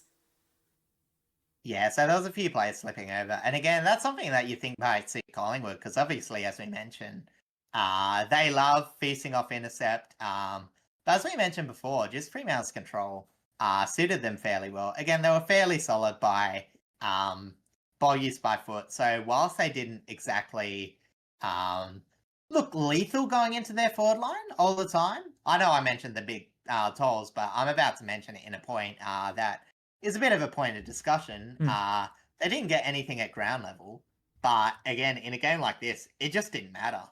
So, yeah. I do want I to guess though. just before you continue on, I Oh, just want sorry. to mention Josh Tracy specifically, and the fact that Mm. I think he made his own decision to push himself into fullback in those dying minutes. Yeah, Because I think if he didn't he's do done it that, before. like Collingwood, Mm. clear potential flip right there. Yeah, and that's the thing. It's Josh Tracy, and you don't see it unless you watch Freo week in, week out, but because he moves up so high, again, like he knows it's his responsibility to go back there. Obviously, with Darcy being less mobile, if they're playing Darcy in the ruck and it's late, they're not going to always rely on him. So again, it's just a switch on play. And obviously, he didn't have the biggest game, but geez, he had an influence in that last quarter still. A lot of players did. The other one too, I mentioned that ground level, but actually the biggest threat was the subbed on Hayden Young. Yes. Who was both an impact in the midfield and he pushed up forward a bit. Yeah, he had a great game. 4 limited disposals. Obviously, I think he was ready to go, but Freo were just acting cautious with him. Obviously, a big important player, but he looked primed and ready to go. So that's another big win for Fremantle. But as for Collingwood, they still played reasonably well. They did miss a couple of opportunities in front of goal. Like, as good as Mychek's couple of goals were, he did miss a couple of easier ones. But yeah, as I said, it just wasn't quite the depth that they needed. I don't think they'll be too worried. Again, they had a lot of outs this week. They didn't quite have the look that they wanted. But yeah, as I said, for Fremantle, it was absolutely a big win. And it really pains me to say this because I really want to be positive about them. But again, I'm going to be a bit nitpicky for some teams. But I'm going to ask a question to you because I'm not exactly sure myself. I do want to ask you, are their tolls a crutch or an exploitable bane? Well, not their tolls being exploitable bane, but their ground level stuff. We've seen Sam Swiskowski return. He's been very good. Not too many direct goals, but influenced the play very well. Bolton's sort of been off this last month. Frederick's been really off this last month. And Reed and Dudders are kids who have more spread impact. Surprisingly, they're not really deep with a lot of their ground ball gets and all that sort of stuff. And Freo now have the worst inside 50 mark rate of the competition, a mediocre ground ball get stat, and the least amount of scoring shots for a team inside the top 9. Granted, it is only 1 shot per match, but again, that's the difference between 8th and 9th. It's a bit of a bigger gap between first. So, yeah, in a way, it's similar problems to the Gold Coast, but instead of back 50 moving being the problem, it's actually forward 50 pressure, causing Freo to be very one-dimensional in the way that they score. But if their forwards keep kicking goals, like, this is a moot point. It goes from being like, this is a problem to just, this is the way that the team's structure. So I do want to ask you, like, is this sustainable against the good teams? Considering that they've won against the good teams, is it something that are like, okay, they can win a game, but they're not going to, like, win enough to go deep into finals? Or is this Freo team good enough to go deep? I don't know if I can give you a whole answer, but I can give you part of an answer, and that's the fact that the 3 tall idea is definitely exploitable. Like, for example, we know Josh Tracy prefers to take marks on a lead up. So if you're able to shut that down, that's 1 tall down for the most part. He'll figure out other avenues, of course, but primarily that's how he prefers. Obviously, when everyone knows that Amos is the most easy of the 3 to be able to shut down. He's had a lot of quiet games this season, but he still has his own sort of impact in other ways. So you can prevent him from scoring, but he will find ways to at least be impactful. And then, you've got Voss and Sweater who are able to kind of rotate in and out of having that deeper forward effectiveness. And you just need that sort of roaming defender to be able to keep at least them shut down. If it's weather affected game, that's a little bit harder because we know that Reed and Dudley can have insane impact at ground level, but it's really hard for them to find their deeper efficiency when the ball is not if the ball is that deep, it's normally by one of their talls rather than them at their feet. Yeah. Because just to put it in perspective, Murphy Reed for this entire game, 1 possession inside 50. Yeah, it's not He was great playing one. like on the wing. Like, don't get me wrong, he still had 14 possessions overall, pretty solid impact. But what we mean is that's what I'm saying is like Like as I said, he's meant he's to be a surprisingly rotating small. It's not. yeah, Yeah. exactly. He's not that deep with his possessions as you would expect someone like a Swiskowski who had like oh, he only had 1 possession inside 50 too. That's crazy. I mean, he did have a slightly quieter game than he did, last week. But Yeah. yeah, Well, I guess it's that's the point. definitely It's like, a good point. as I said, they're ground level players. They just don't have that much impact once the ball hits the ground inside 50. They tend to do a lot of their work on the high wing. And while it does lead to good hit up targets, again, you hate to say it, all it takes is an injury. All it takes is a bad game for them to dry up fairly quickly. And as I said, it's not like they get many shots off. Mm. So it's one of those questions where, again, the question on sustainability is there, but you do have to give a lot of credit for the fact that Freo have just been able to win, and they've been able to win against good teams. So you've got to have a bit of belief, but I think other teams will just as much be looking to try and exploit that come the pointy end of the season. So nothing to really fear for Fremantle fans, but this is just one of those things where if you're okay, like the non-Freo fans should put a bit of attention. Like if you're trying to figure out who's contending this year, I do see that as a point against Fremantle. Mm-hmm. But you can't be like going up to Fremantle fans and saying, "Oh, you're not a threat this season." Like there's definitely a lot to like. Well, yeah, despite all that, and of course, we're talking forward of the ball. Their defense is pretty solid. Very true. Like they've proven the fact that they can obviously win against the best at this point in time, being Collingwood for the very obvious example. Whether that and they're on, apart from that game that they dropped, they're on a pretty significant kind of streak of consistency, and that's, whilst that could end up maybe hindering them a little bit, like as we go into finals. I definitely think they will play finals at this point in time. We'll talk about that in our bonus episode, the run home, of course. But the way that they look against the other teams that are quote unquote threats in the top 8, they're definitely I think they're on the upper echelon, like more the top 4 kind of. Well, maybe not top 4, more like top 5. I think they're sitting in that 5th position in terms of threatening against the entire top 8, top 9. Yeah. I think they just, they've got that feeling like they can get the job done and they can come back from a lot of adverse thing. I don't think they're quite foot on the throat, like lethal as some of the top 4, though. I think that's what separates them. And I think it's because of these forward line problems that just make them, But again, it's not like Collingwood. Like as I said, I mentioned all those teams, but Collingwood's not exactly a team that's always that lethal. No, that's true. You know what I mean?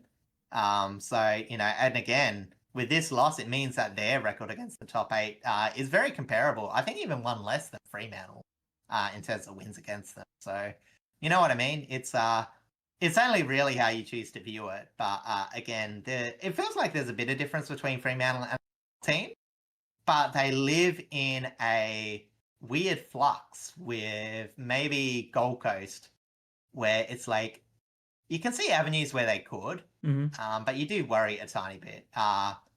Again, but if you're a fan, just enjoy it. Yeah, absolutely. Like it's Fremantle. Enjoy it. They Enjoy haven't the had much ride. success in their career.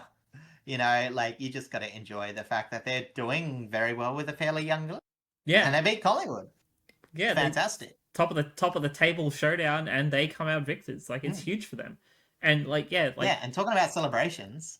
Oh, sorry. Yeah, no, you go. No, I was kind of just going to lead on to this, but I was going to say just quickly, it was like when you look at the teams that I consider to be probably top 4 locks, that's Collingwood, Brisbane, Adelaide, and either Geelong or GWS at this point in time. Like Fremantle can very much contend with those 4 teams. Obviously, they've just beaten Collingwood, and very much threatening to everyone. So they could still be a smoky, or like underrated in terms of how much damage they could actually do come finals. But I definitely wouldn't count them out at all. Yeah, exactly.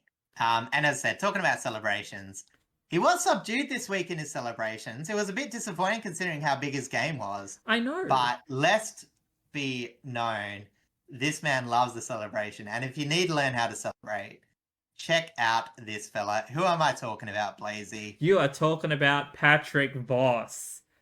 On his first game of the MCG, what an absolutely stellar performance. Chef's kiss all around. Like, it's just something... This is more of the type of game that you would have expected from Tracy, but Voss stepped up massively. He kicked 6-1 from 12 disposals, 4 contested possessions, 5 marks, all of them inside 50, of course, 8 score involvements, and 370 meters gained. Absolutely elite.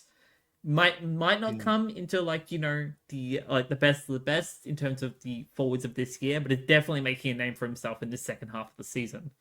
Now his accuracy is patched up a bit. Like in the first half of the season, people wanted him dropped because he was still a bit inaccurate.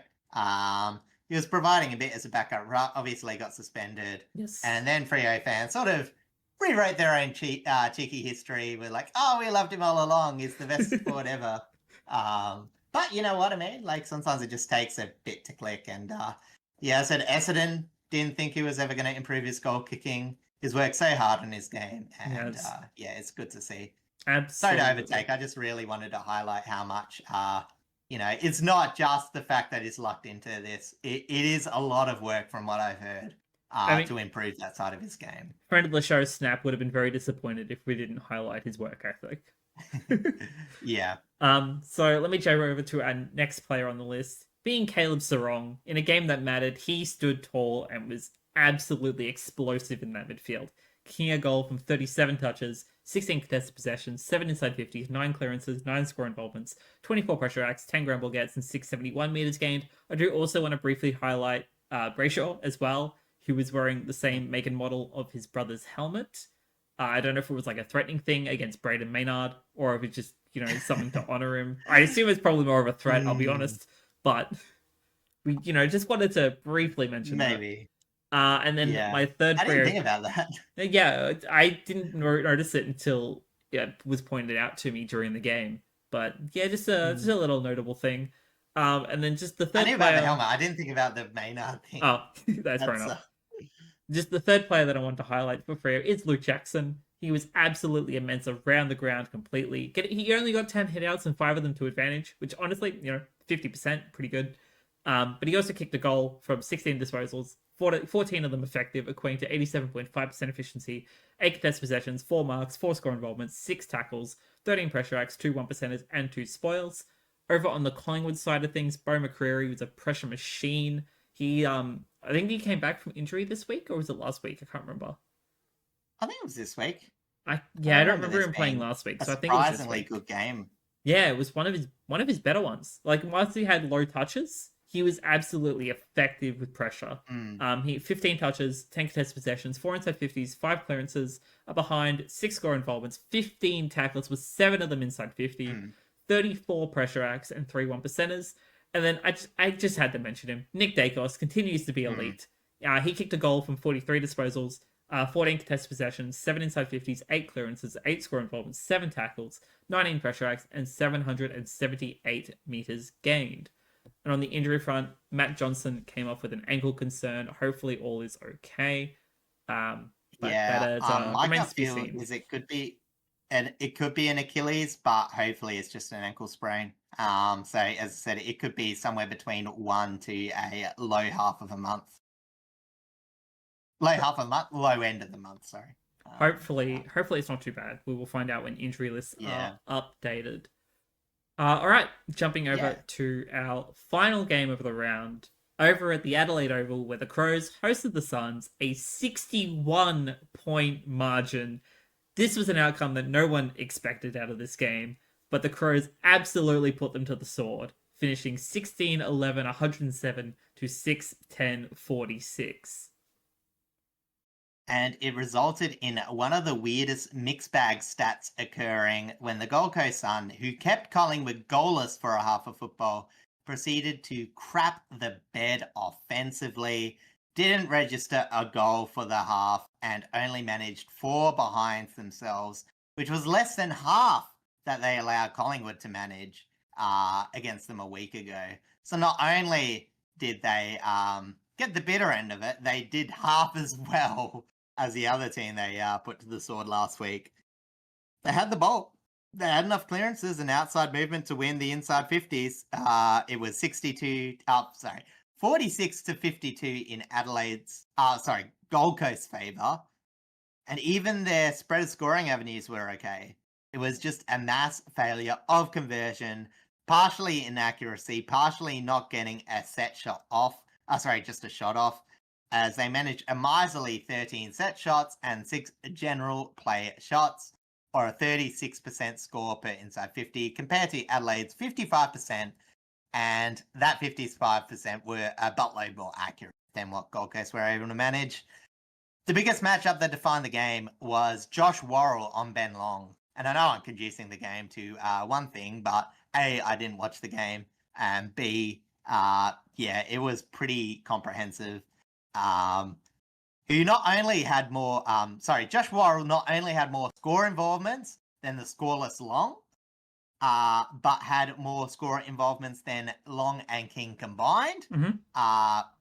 Worrell got 5 playing at fullback, and Long and King combined managed 4.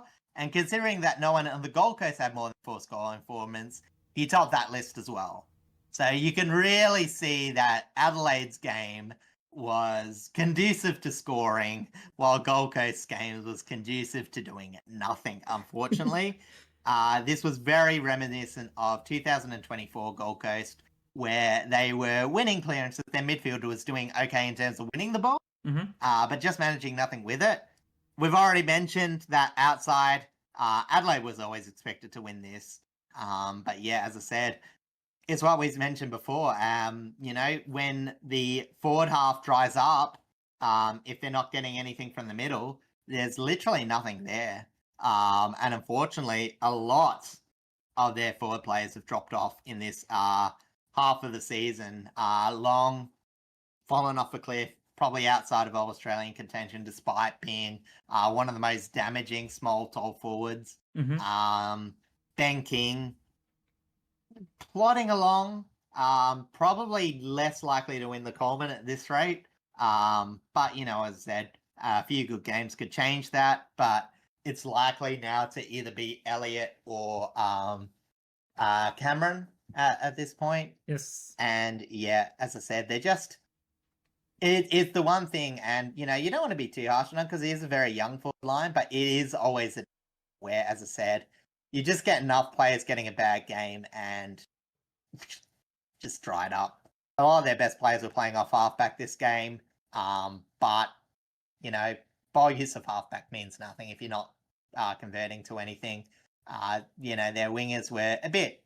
When the ball got up there was a few players. Flanders had some pretty good stats. Fiorini got a lot of the ball. Was a bit iffy with it, but still got a bit. But yeah, as I said, it was a bit of a catastrophic failure by the Suns. There's no two ways about it.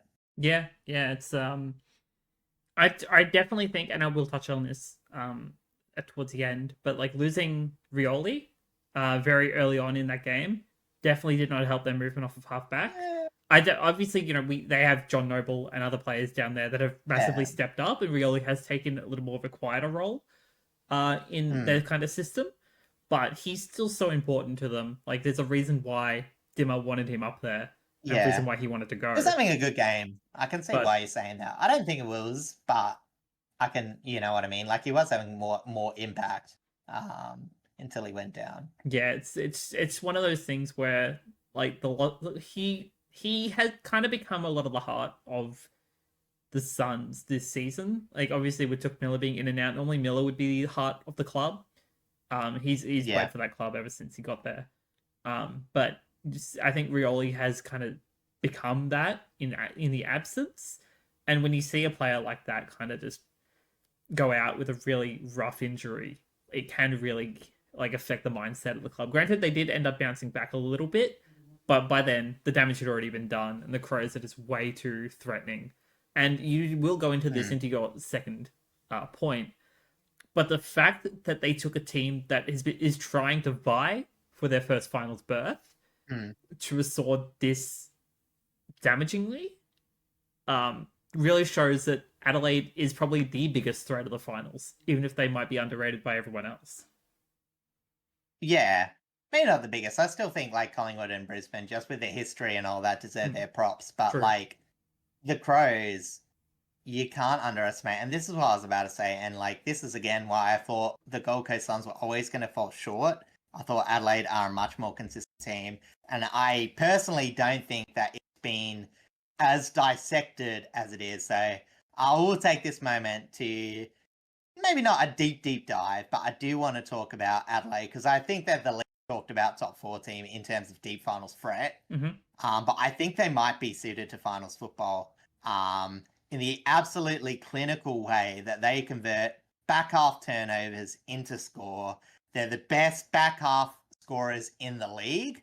And again, this is a league where back half scoring has been a bit higher than average. I think they're at 44 points per game. But Adelaide, when you look at their just general ball movement stats, it doesn't look that exciting.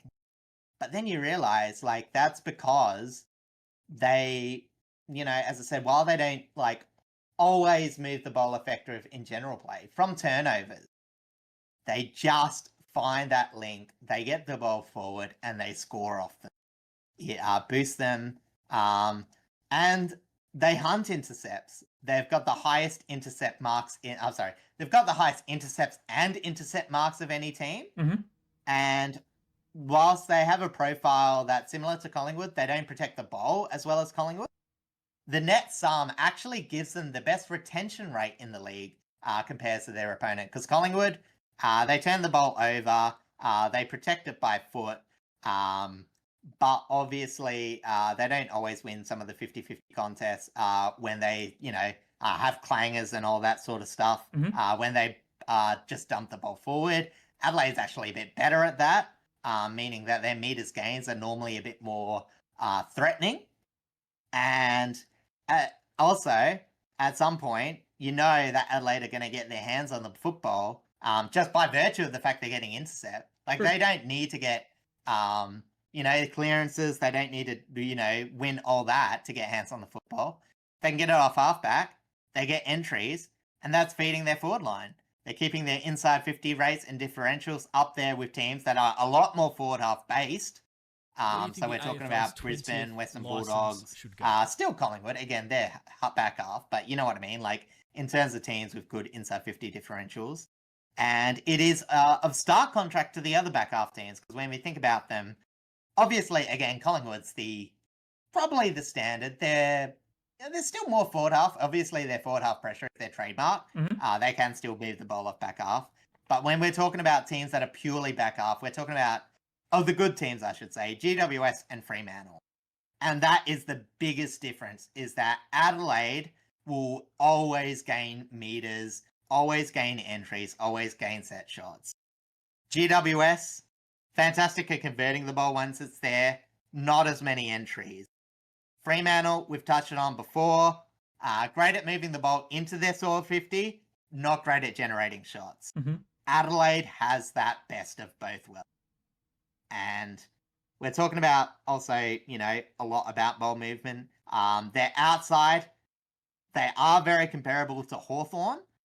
But the difference between them and Hawthorn, they also don't concede as much from stoppages. So while they're midfield, you know, they don't win always the clearances. They're not getting hurt by losing the clearances as Hawthorn can this year. Yeah. So I want you to think of all those things. It paints a pretty broad picture. We're talking about midfield stats that not the best in the league, but hold up. And their outside midfield makes up for their sometimes patchy inside midfield. Again, Jordan Dawson having a fantastic back half. That patches up a lot anyway. Absolutely. They've got Isaac Frank and say, for the worst thing, it's not even that bad. Their back half move the ball terrifically. Their tall defenders defend well. Maybe a bit bad on ground level. Again, that's just not every team's perfect. And their forward line, again, great in the air, great on the ground. As long as you can supply them, they normally deliver. So if you're looking at this team and rating them as the easy top 4 team, I think you've got another team coming, because they, more than any other team, are, you know, worth their weight in that. And again, with a fairly easy run home, if Collingwood drop a game, and, as I said, it's going to be interesting because we got an Adelaide and Collingwood matchup coming up. If they win it, they've got a chance for top spot on the ladder. Yeah, They will the fact that possibly go from bottom 4 to potential. Not saying they will. I don't think they will. But again, we'll talk about it on Wednesday. It'll be quite a turnaround just to even get top 4. And I think they've got top 4 locked, in my opinion. honestly, I'll take a shock to not. yeah, I don't think there's really much else that could really, unless they just drop an absolute sitter of a game. They should convincingly hold top 4. But yeah, the fact that Collingwood have really kind of dropped games that they probably 50-50 on whether they should have dropped against Freo. That was always going to be a hard game. But the game between before that they lost Suns against the Suns. The fact that there's now only half a game between them and Brisbane right now, which we'll talk about obviously when we get to the ladder. That shakes up the entire top 4 because everyone thought that they were going to secure top spot, and now it's at a massive risk of them dropping to even 4th. I don't think they'll drop out of the top 4, but dropping to 4th position changes everything. Yeah, exactly. And as I said, Adelaide at home, as I said, with that balance, that's going to play into their hands a lot more. But, as I said, just to get into the top 4, just to guarantee a finals at home, I think is really going to prove strongly for their chances to make a preliminary finals, which at this rate is probably more likely than not, I would say. Yeah. Even if they lose the first, I would back them in to get the second against any of the teams below them. I do think, despite the evenness, there is probably a little step up between the top 5 and the rest. Yeah. But again, that waits to be. 3 weeks is a long time in football. Oh, sorry, not 3 weeks. 5 4 weeks. weeks. 5 weeks. 5 weeks. Whatever. Yeah. Anyway, yeah, a long time is a long time in football. It really could still all change in the next month of footy. And that is going to be really interesting. So I'm going to jump over to our individuals. Starting with Alex Neil-Bullen, of all players. He had an absolutely standout game for the Crows, obviously having moved to Adelaide from the Demons in the off-season. He kicked 3-1 from 31 disposals, 25 of them effective, equating to 80.6% efficiency, 9 test possessions, 7 marks, 2 goal assists, 12 score involvements, 4 tackles, 12 pressure acts, and 539 metres gained. Sam Berry was very solid with pressure, kicking a goal from 15 touches, 7 contested possessions, 6 inside 50s, 4 clearances, 4 score involvements, 7 tackles, 24 pressure acts, and 366 metres gained. And then Mark Keane stepped up in defence without Jordan Butts by his side. He finished with 13 disposals, 12 of them effective, equating to 92.3% efficiency, 7 intercepts, 4 marks, 91%, 6 balls, and 100% time on ground. For the Gold Coast Suns, sorry, I nearly forgot what team I was talking about.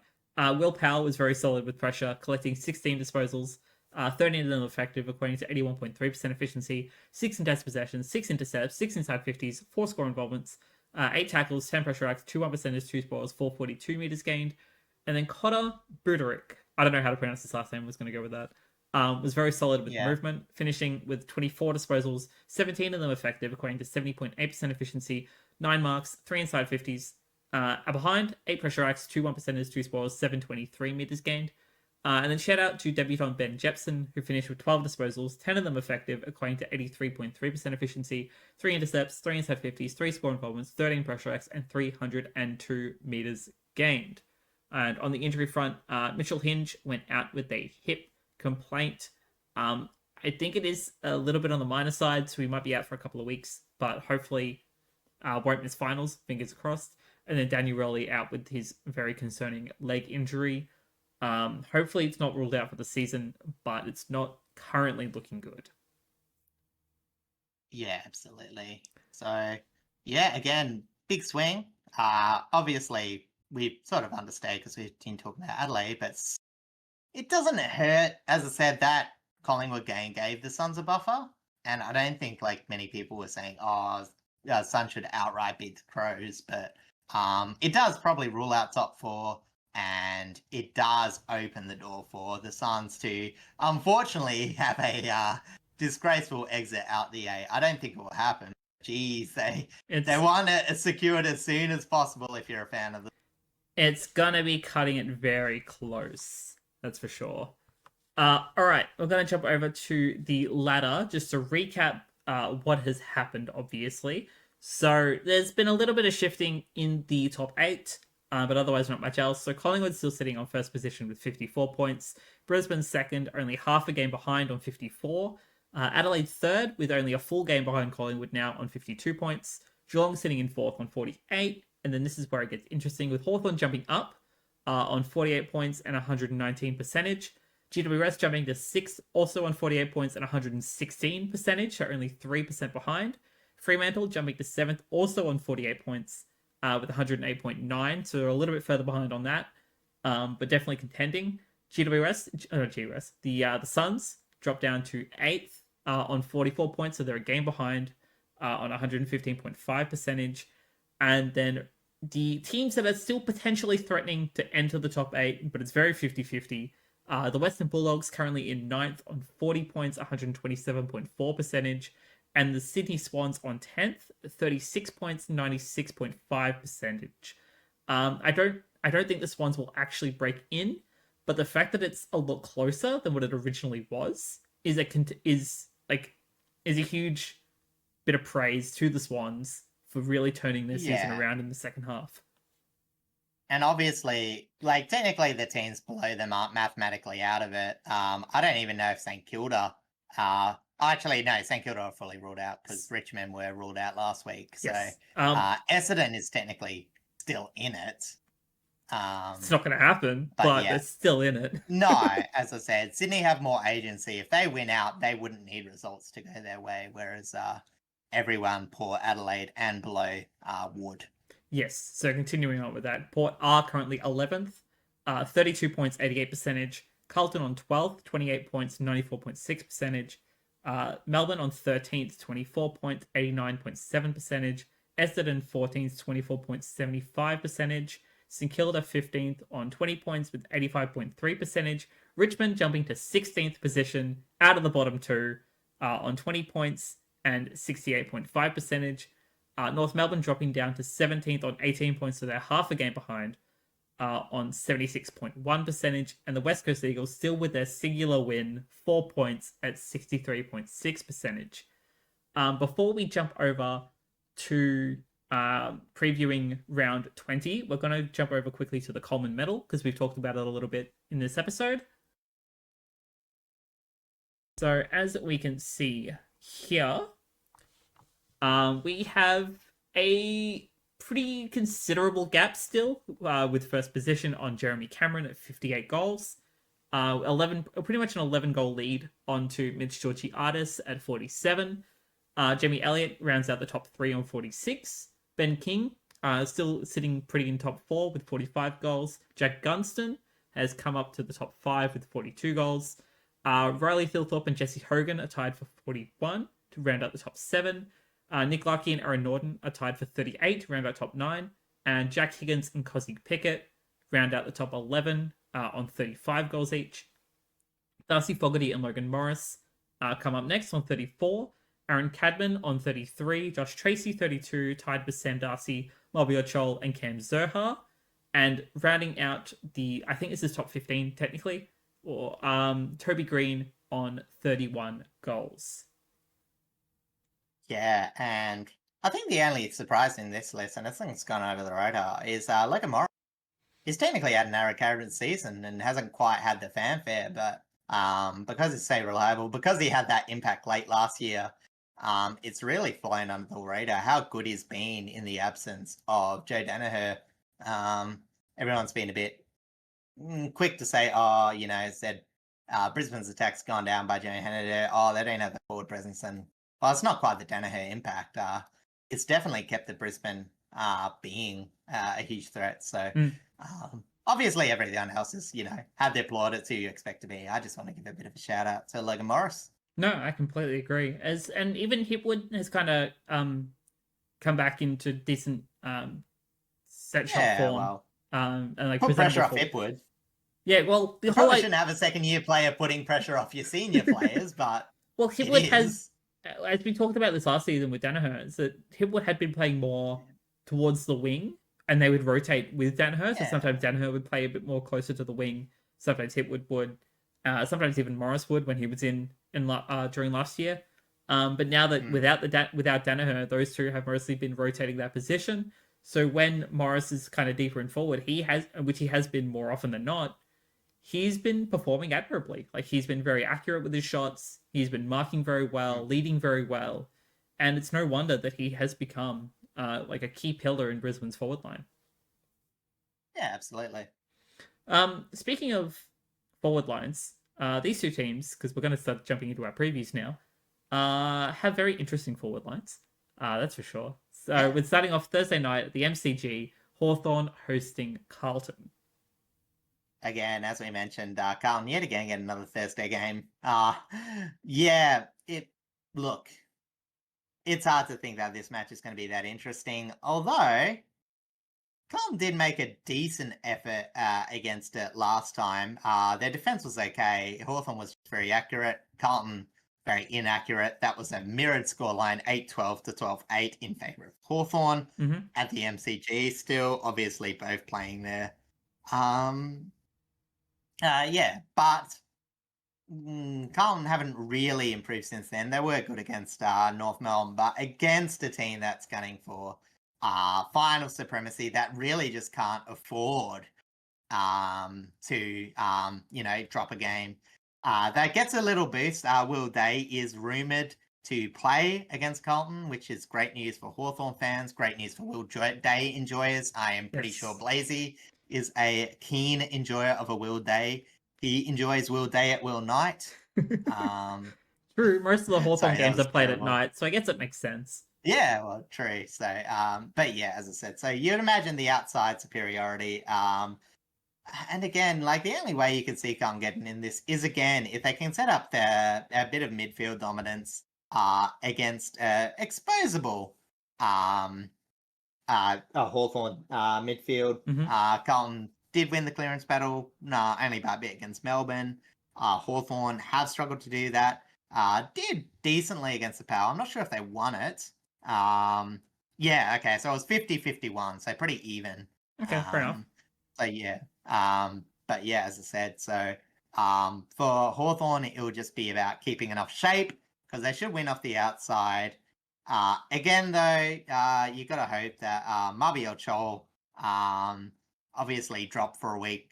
It wasn't really his conditions, so I think that dropping might have also just been to protect him a little bit. But combine that with Kalshadia, if they're both firing, that just adds enough variety to where I think that they'll get enough goals from either set shots or general play. Midfield's pushing up forward to where I don't think you're going to worry too much about this one. Yeah, I think it's a safe bet to go for the Hawks here. So we'll just jump straight over to our next games. Oh, just for a note, this is rivalry round, so we're going to be experiencing all of the derby clashes this weekend. But we will jump over to our Friday night clash over at Marvel Stadium with the Bombers, again, another primetime slot. No one's really happy about this, against the Bulldogs. Yeah, well, this is pretty much shared time, so there will be a choice for Friday night games, but obviously this one, rivals, but yeah, it was an absolute demolition last time. It was the Let's Bailey not, Dale yeah, show match. It really was. the Bailey Dale show. What was it like? It was the one where it got 1,000 meters gained as well. Yes, yes, it was. 18-19 for the Bulldogs. Essendon do have Ridley compared to that game. I don't think Ridley was playing that game. I'm not too sure, but again, yeah,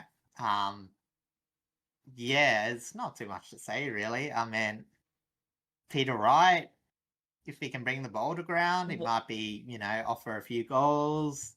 Don't get smashed in the inside midfield. Gonna be hard because they've got even less inside midfielders, depending if they get Setterfield and Durham back. I don't think Durham's back. I think he's out for the year. So again, not likely.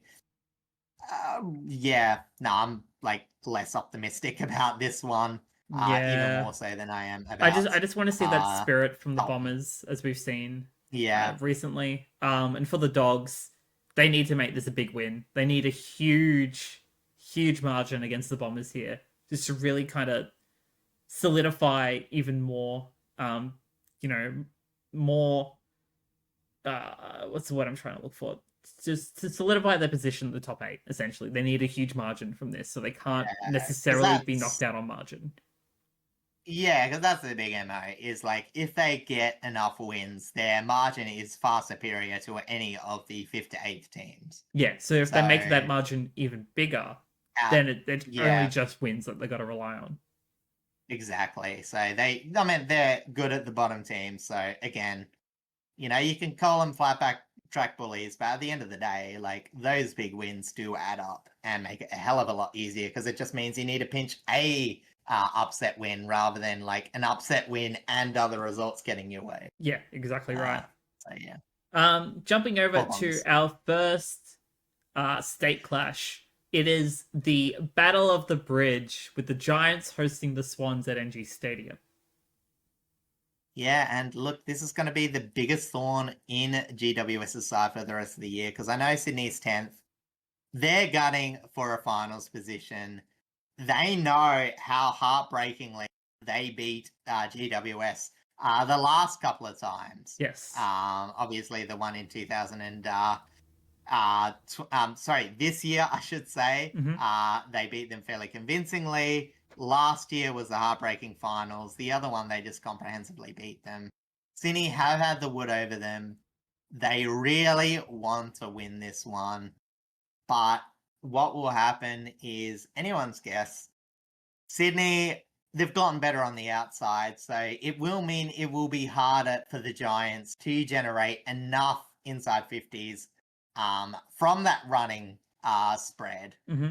So I'm not that against tipping Sydney here. No, I do I think was that considering it Sydney, myself. yeah, their forward line may struggle, but it's one of those things where if it's a low scoring clash, I don't think that's exactly against Sydney. They have enough polish to from their midfielders to be able to get a bit of an edge over the Giants in that regard. Sydney do have to hold strong though, because again, if the Giants get more inside 50s, that is where they will tend to yeah. As I said, they've got no problem converting when it gets in there. Sydney's defense isn't exactly bona fide Fort Knox. Mm-hmm. So again, it's just a matter of making that ball get forward and making the most of it, and then being good enough. You gotta keep turnovers to a minimum. Don't make sure GWS's turnovers are at least happening from deep inside your own 50 rather than that half-back flank. Yes, agreed. Yeah, this is going to be a really interesting matchup. In case of Sydney side of things, most of the score generation will likely come from their midfield, because of the Giants' defense being really solid against Sydney's forward, especially on a matchup against Sydney's forward line. Um, in terms of the opposite side of things, I think the Giants have the upper hand only slightly in their forward line to Sydney's defense, but it's going to be extremely close. In terms of that sort of generation, and then on the ruck battle, it's going to be interesting to see how Brody Grundy fares against Kieran Briggs. I definitely think it'll be Yeah. a much fairer matchup. But considering Grundy's basically in all Australian form, it could Yeah. be another slightly one-sided affair. Yeah, Kieran Briggs coming back from injury as well, so he's probably still warming up in terms. I don't know really how he fared against Essendon, but again, he had split minutes, so that Yeah, he did. probably suggests that while he had a good game, they're still taking care of him. So Yes, very true. All right, let's jump over to our Saturday games now. For our Q clash, with the Suns hosting the Lions at People First Stadium.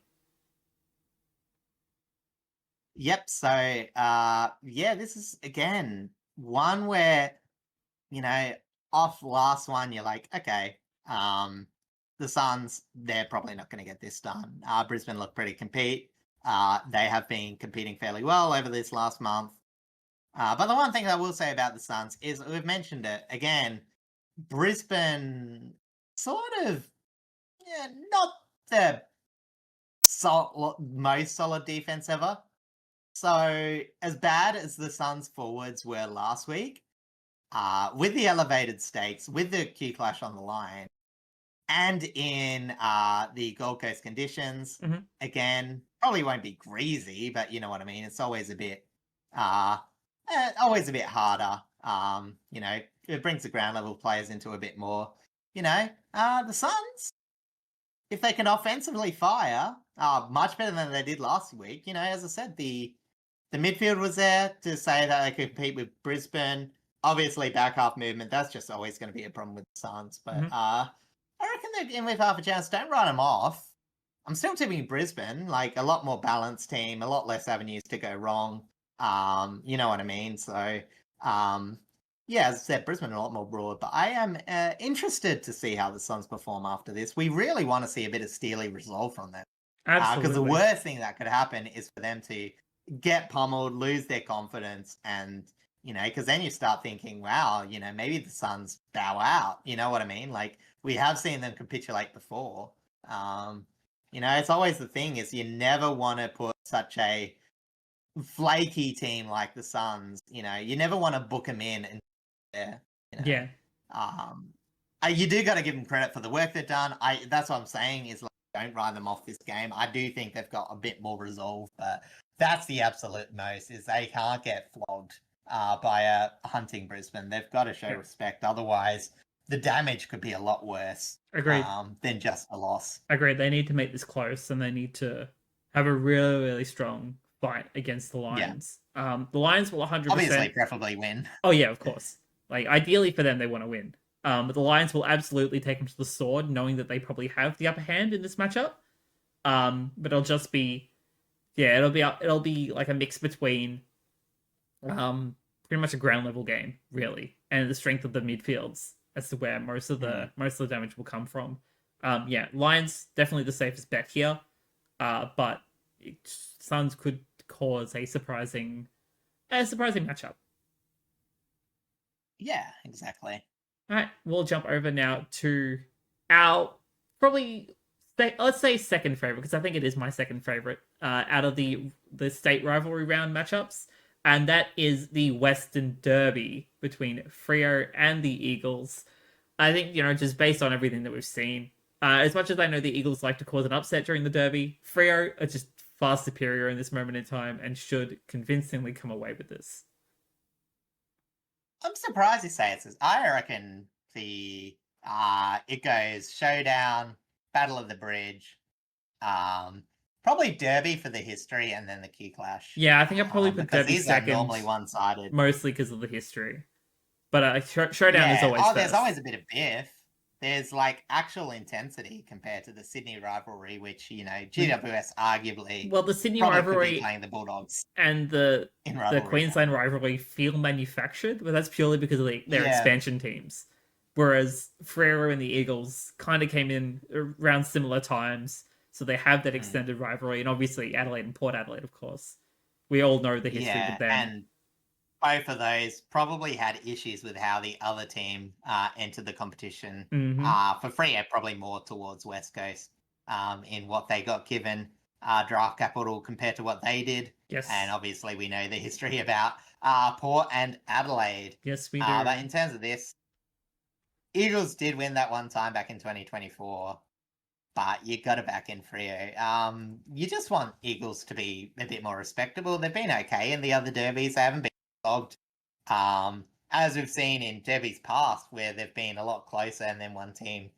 Normally, the team on top of the ladder tends to win by a comfortable amount. But at the same time, as I said, Eagles, they just don't have the height to defend Freo's forward line. Freo have relied on that. So, again, that'll be shelling peas in terms of getting set shot generation.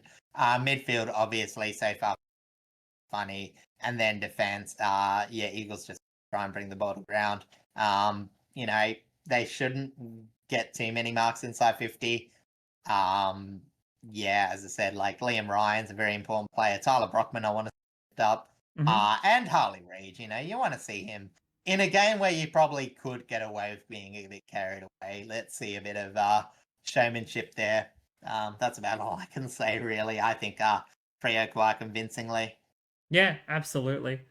So I may as well just jump over to the next one because we all kind of expect Freo to win on that behalf. But we also kind of maybe expect the next team on this list to kind of win very convincingly as well. It's at Marvel Stadium, North Melbourne hosting Geelong.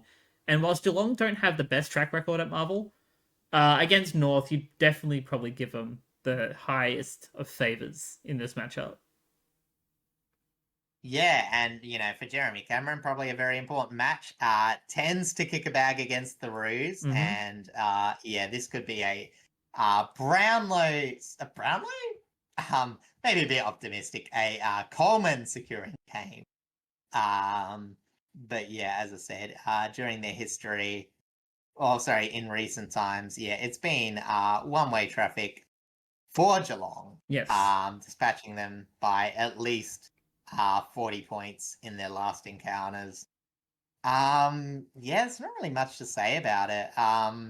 Again, the way Geelong play, North should be able to at least kickstart their offense again, which again we've mentioned has been lacking. So I think a win here is if North score more than 75 points, I want to say. Again, other things can, it would be amazing if they kept Geelong. Just possible. The clearances, I could see them winning, but not having that much impact on them. Geelong just don't tend to, they don't tend to care about whether they win or lose clearances. So that's not as important. As I said, it's all about offense generation for North in this game. Yes. And, getting a bit of respect back. As for Geelong, they want to be quite efficient, ruthless again, considering how well some of the other teams are going around them, considering they sit just in the top 4. They want to, even for top spot, again, with their run home, it's not out the question. So. No, it's not. It's definitely possible. But yeah, again, on Wednesday, on Thursday. Recording Wednesday. Whenever we put it up. It'll later this Thursday. week. Yeah. Listen to Blazy. Well, not me. We will talk about it in our run home episode. But yeah, Geelong should convincingly win this and hopefully get a decent margin out of it because they definitely want that percentage on top of the win. But we know that this game is always a banger. Most of the time it's close, no matter where the teams are on the ladder and how they're performing. But it is the showdown, of course. Adelaide this time hosting over Port Adelaide. And honestly, with the way that Port are currently travelling, probably not making finals, but they're definitely looking to still cause upsets. This is an extremely dangerous game for the Crows. Look, don't tip Port. That's just bottom line. That's obvious, but that's I could see the win happening, especially, and don't forget, it's Ken Hinckley's last showdown. And if there's any, obviously, I don't believe in too much, as I say, getting the players up. But when you got a good culture, sometimes you can get that elevated level. I don't think it's literally like a coach picking up. I just think that when you got good culture, when you've got players that can resonate between each other, you can just get a vibe that when an exciting game like the showdown comes, it tends to amplify your best quality. Yes, it does. And again, Port can do that. However, obviously, structurally, Adelaide tolls will get a big problem for them. It's 50-50 wherever Connor Rozee plays, which is, a bit upsetting. So they're going to have to work on their halfback, and obviously, therefore, isn't as strong as they would like to. The big thing is that with John Butts probably not coming back this week, it does raise the question whether Adelaide will be able to hand Georgiadis and Lukosius, who both have had a bit of form. Willie Rioli probably comes back, provides a bit more at ground level. He's a player that can lift in the showdown. But definitely. Again, if I think the most important thing is for Port Adelaide is to shut down that outside. We know Port turned the ball over a lot.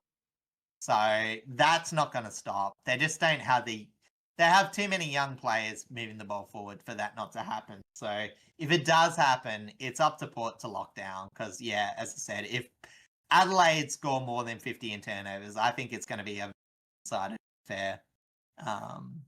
But that doesn't happen, and I think Port will be trying old quarters. I think they'll at least, and maybe, you know what, bold prediction of the round, I'm going to stake my reputation. Yeah, go on. The margin will be less than 10 points at three-quarter time. At three-quarter time, okay. That's definitely one we could time. very much keep an eye on a lot more easily than everything Yeah. else that you've tried to suggest. Yeah, I add so many permutations. I'm going to keep it easier. Yeah. I have no idea how correct or how not correct I was. I said that and I was like, man, I got to do math to figure that crap out. And I'm so not going to do that Monday morning. It's very fair. But yeah, safe bet is obviously the Crows.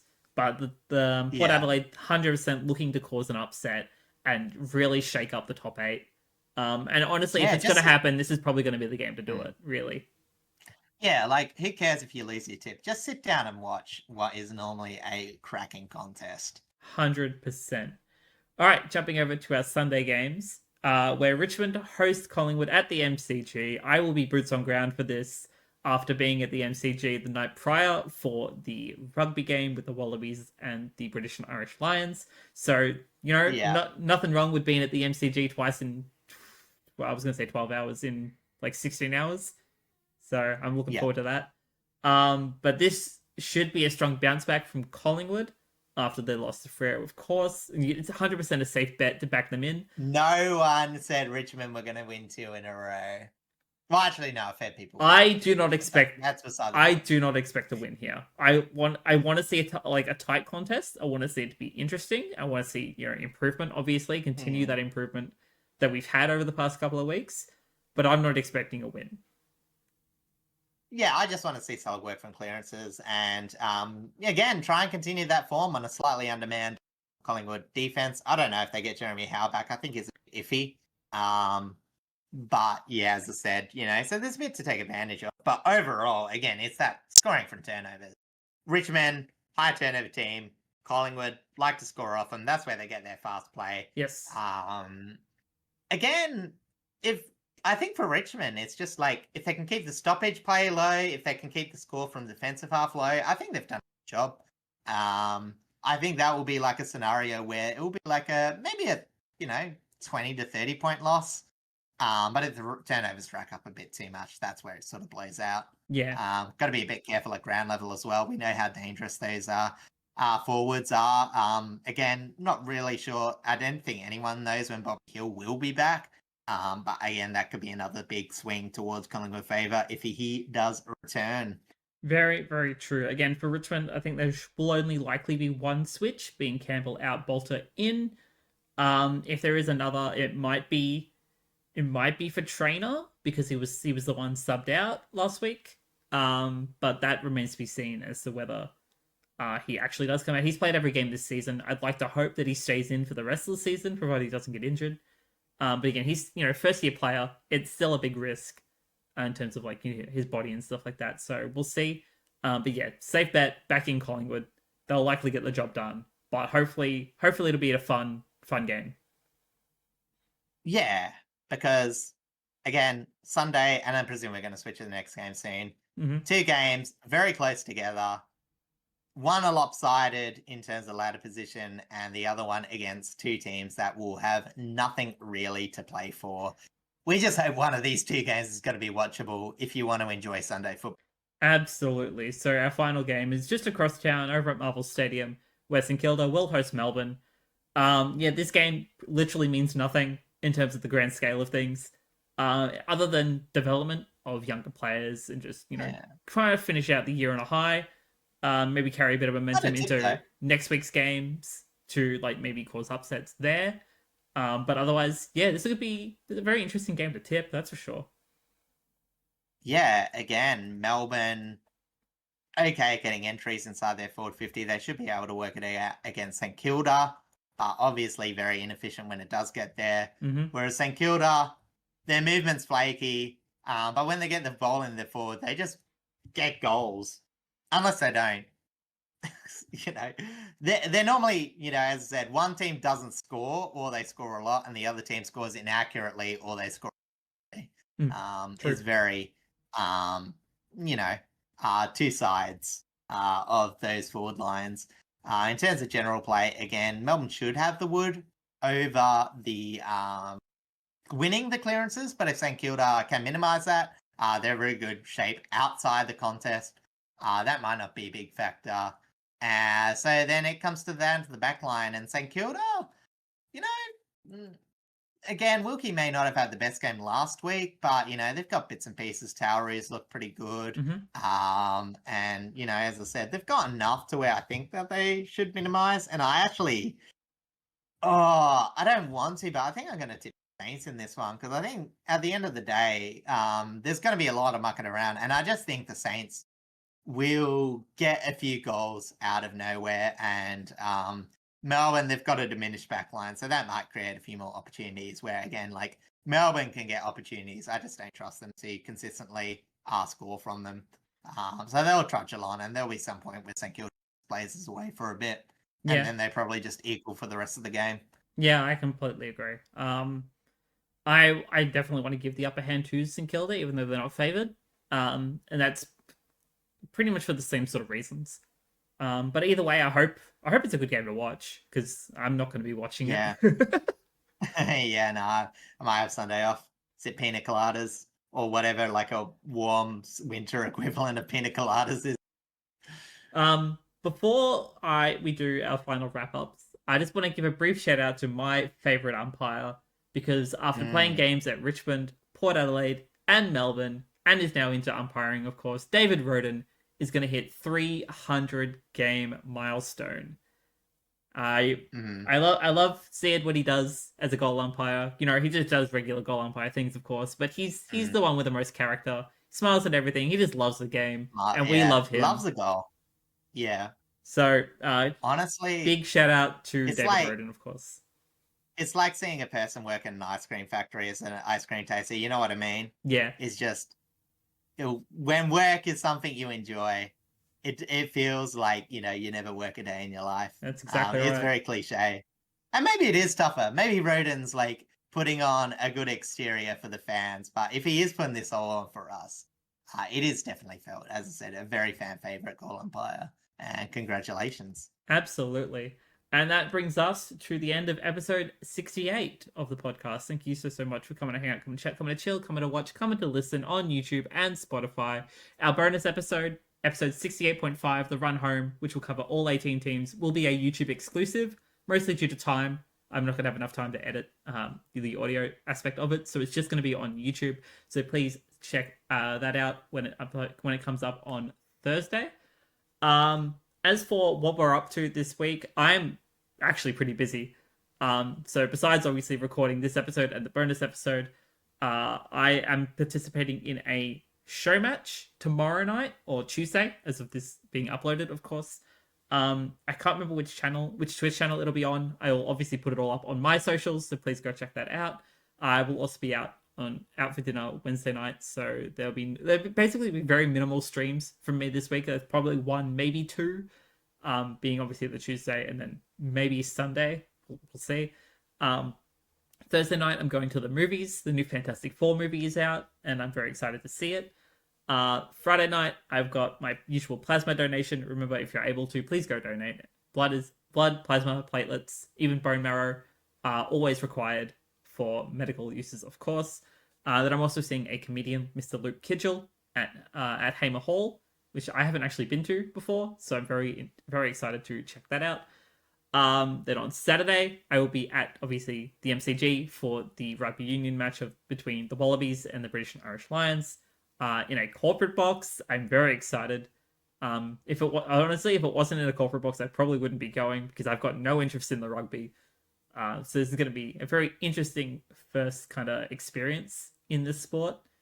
And then on Sunday, of course, I'm also my production team, Hammer and Shield Productions, will be running a Mario Kart broadcast on Saturday night as well. So if you're interested in that, please go check that out. I'll try and post that on my socials as well, just to keep you all aware.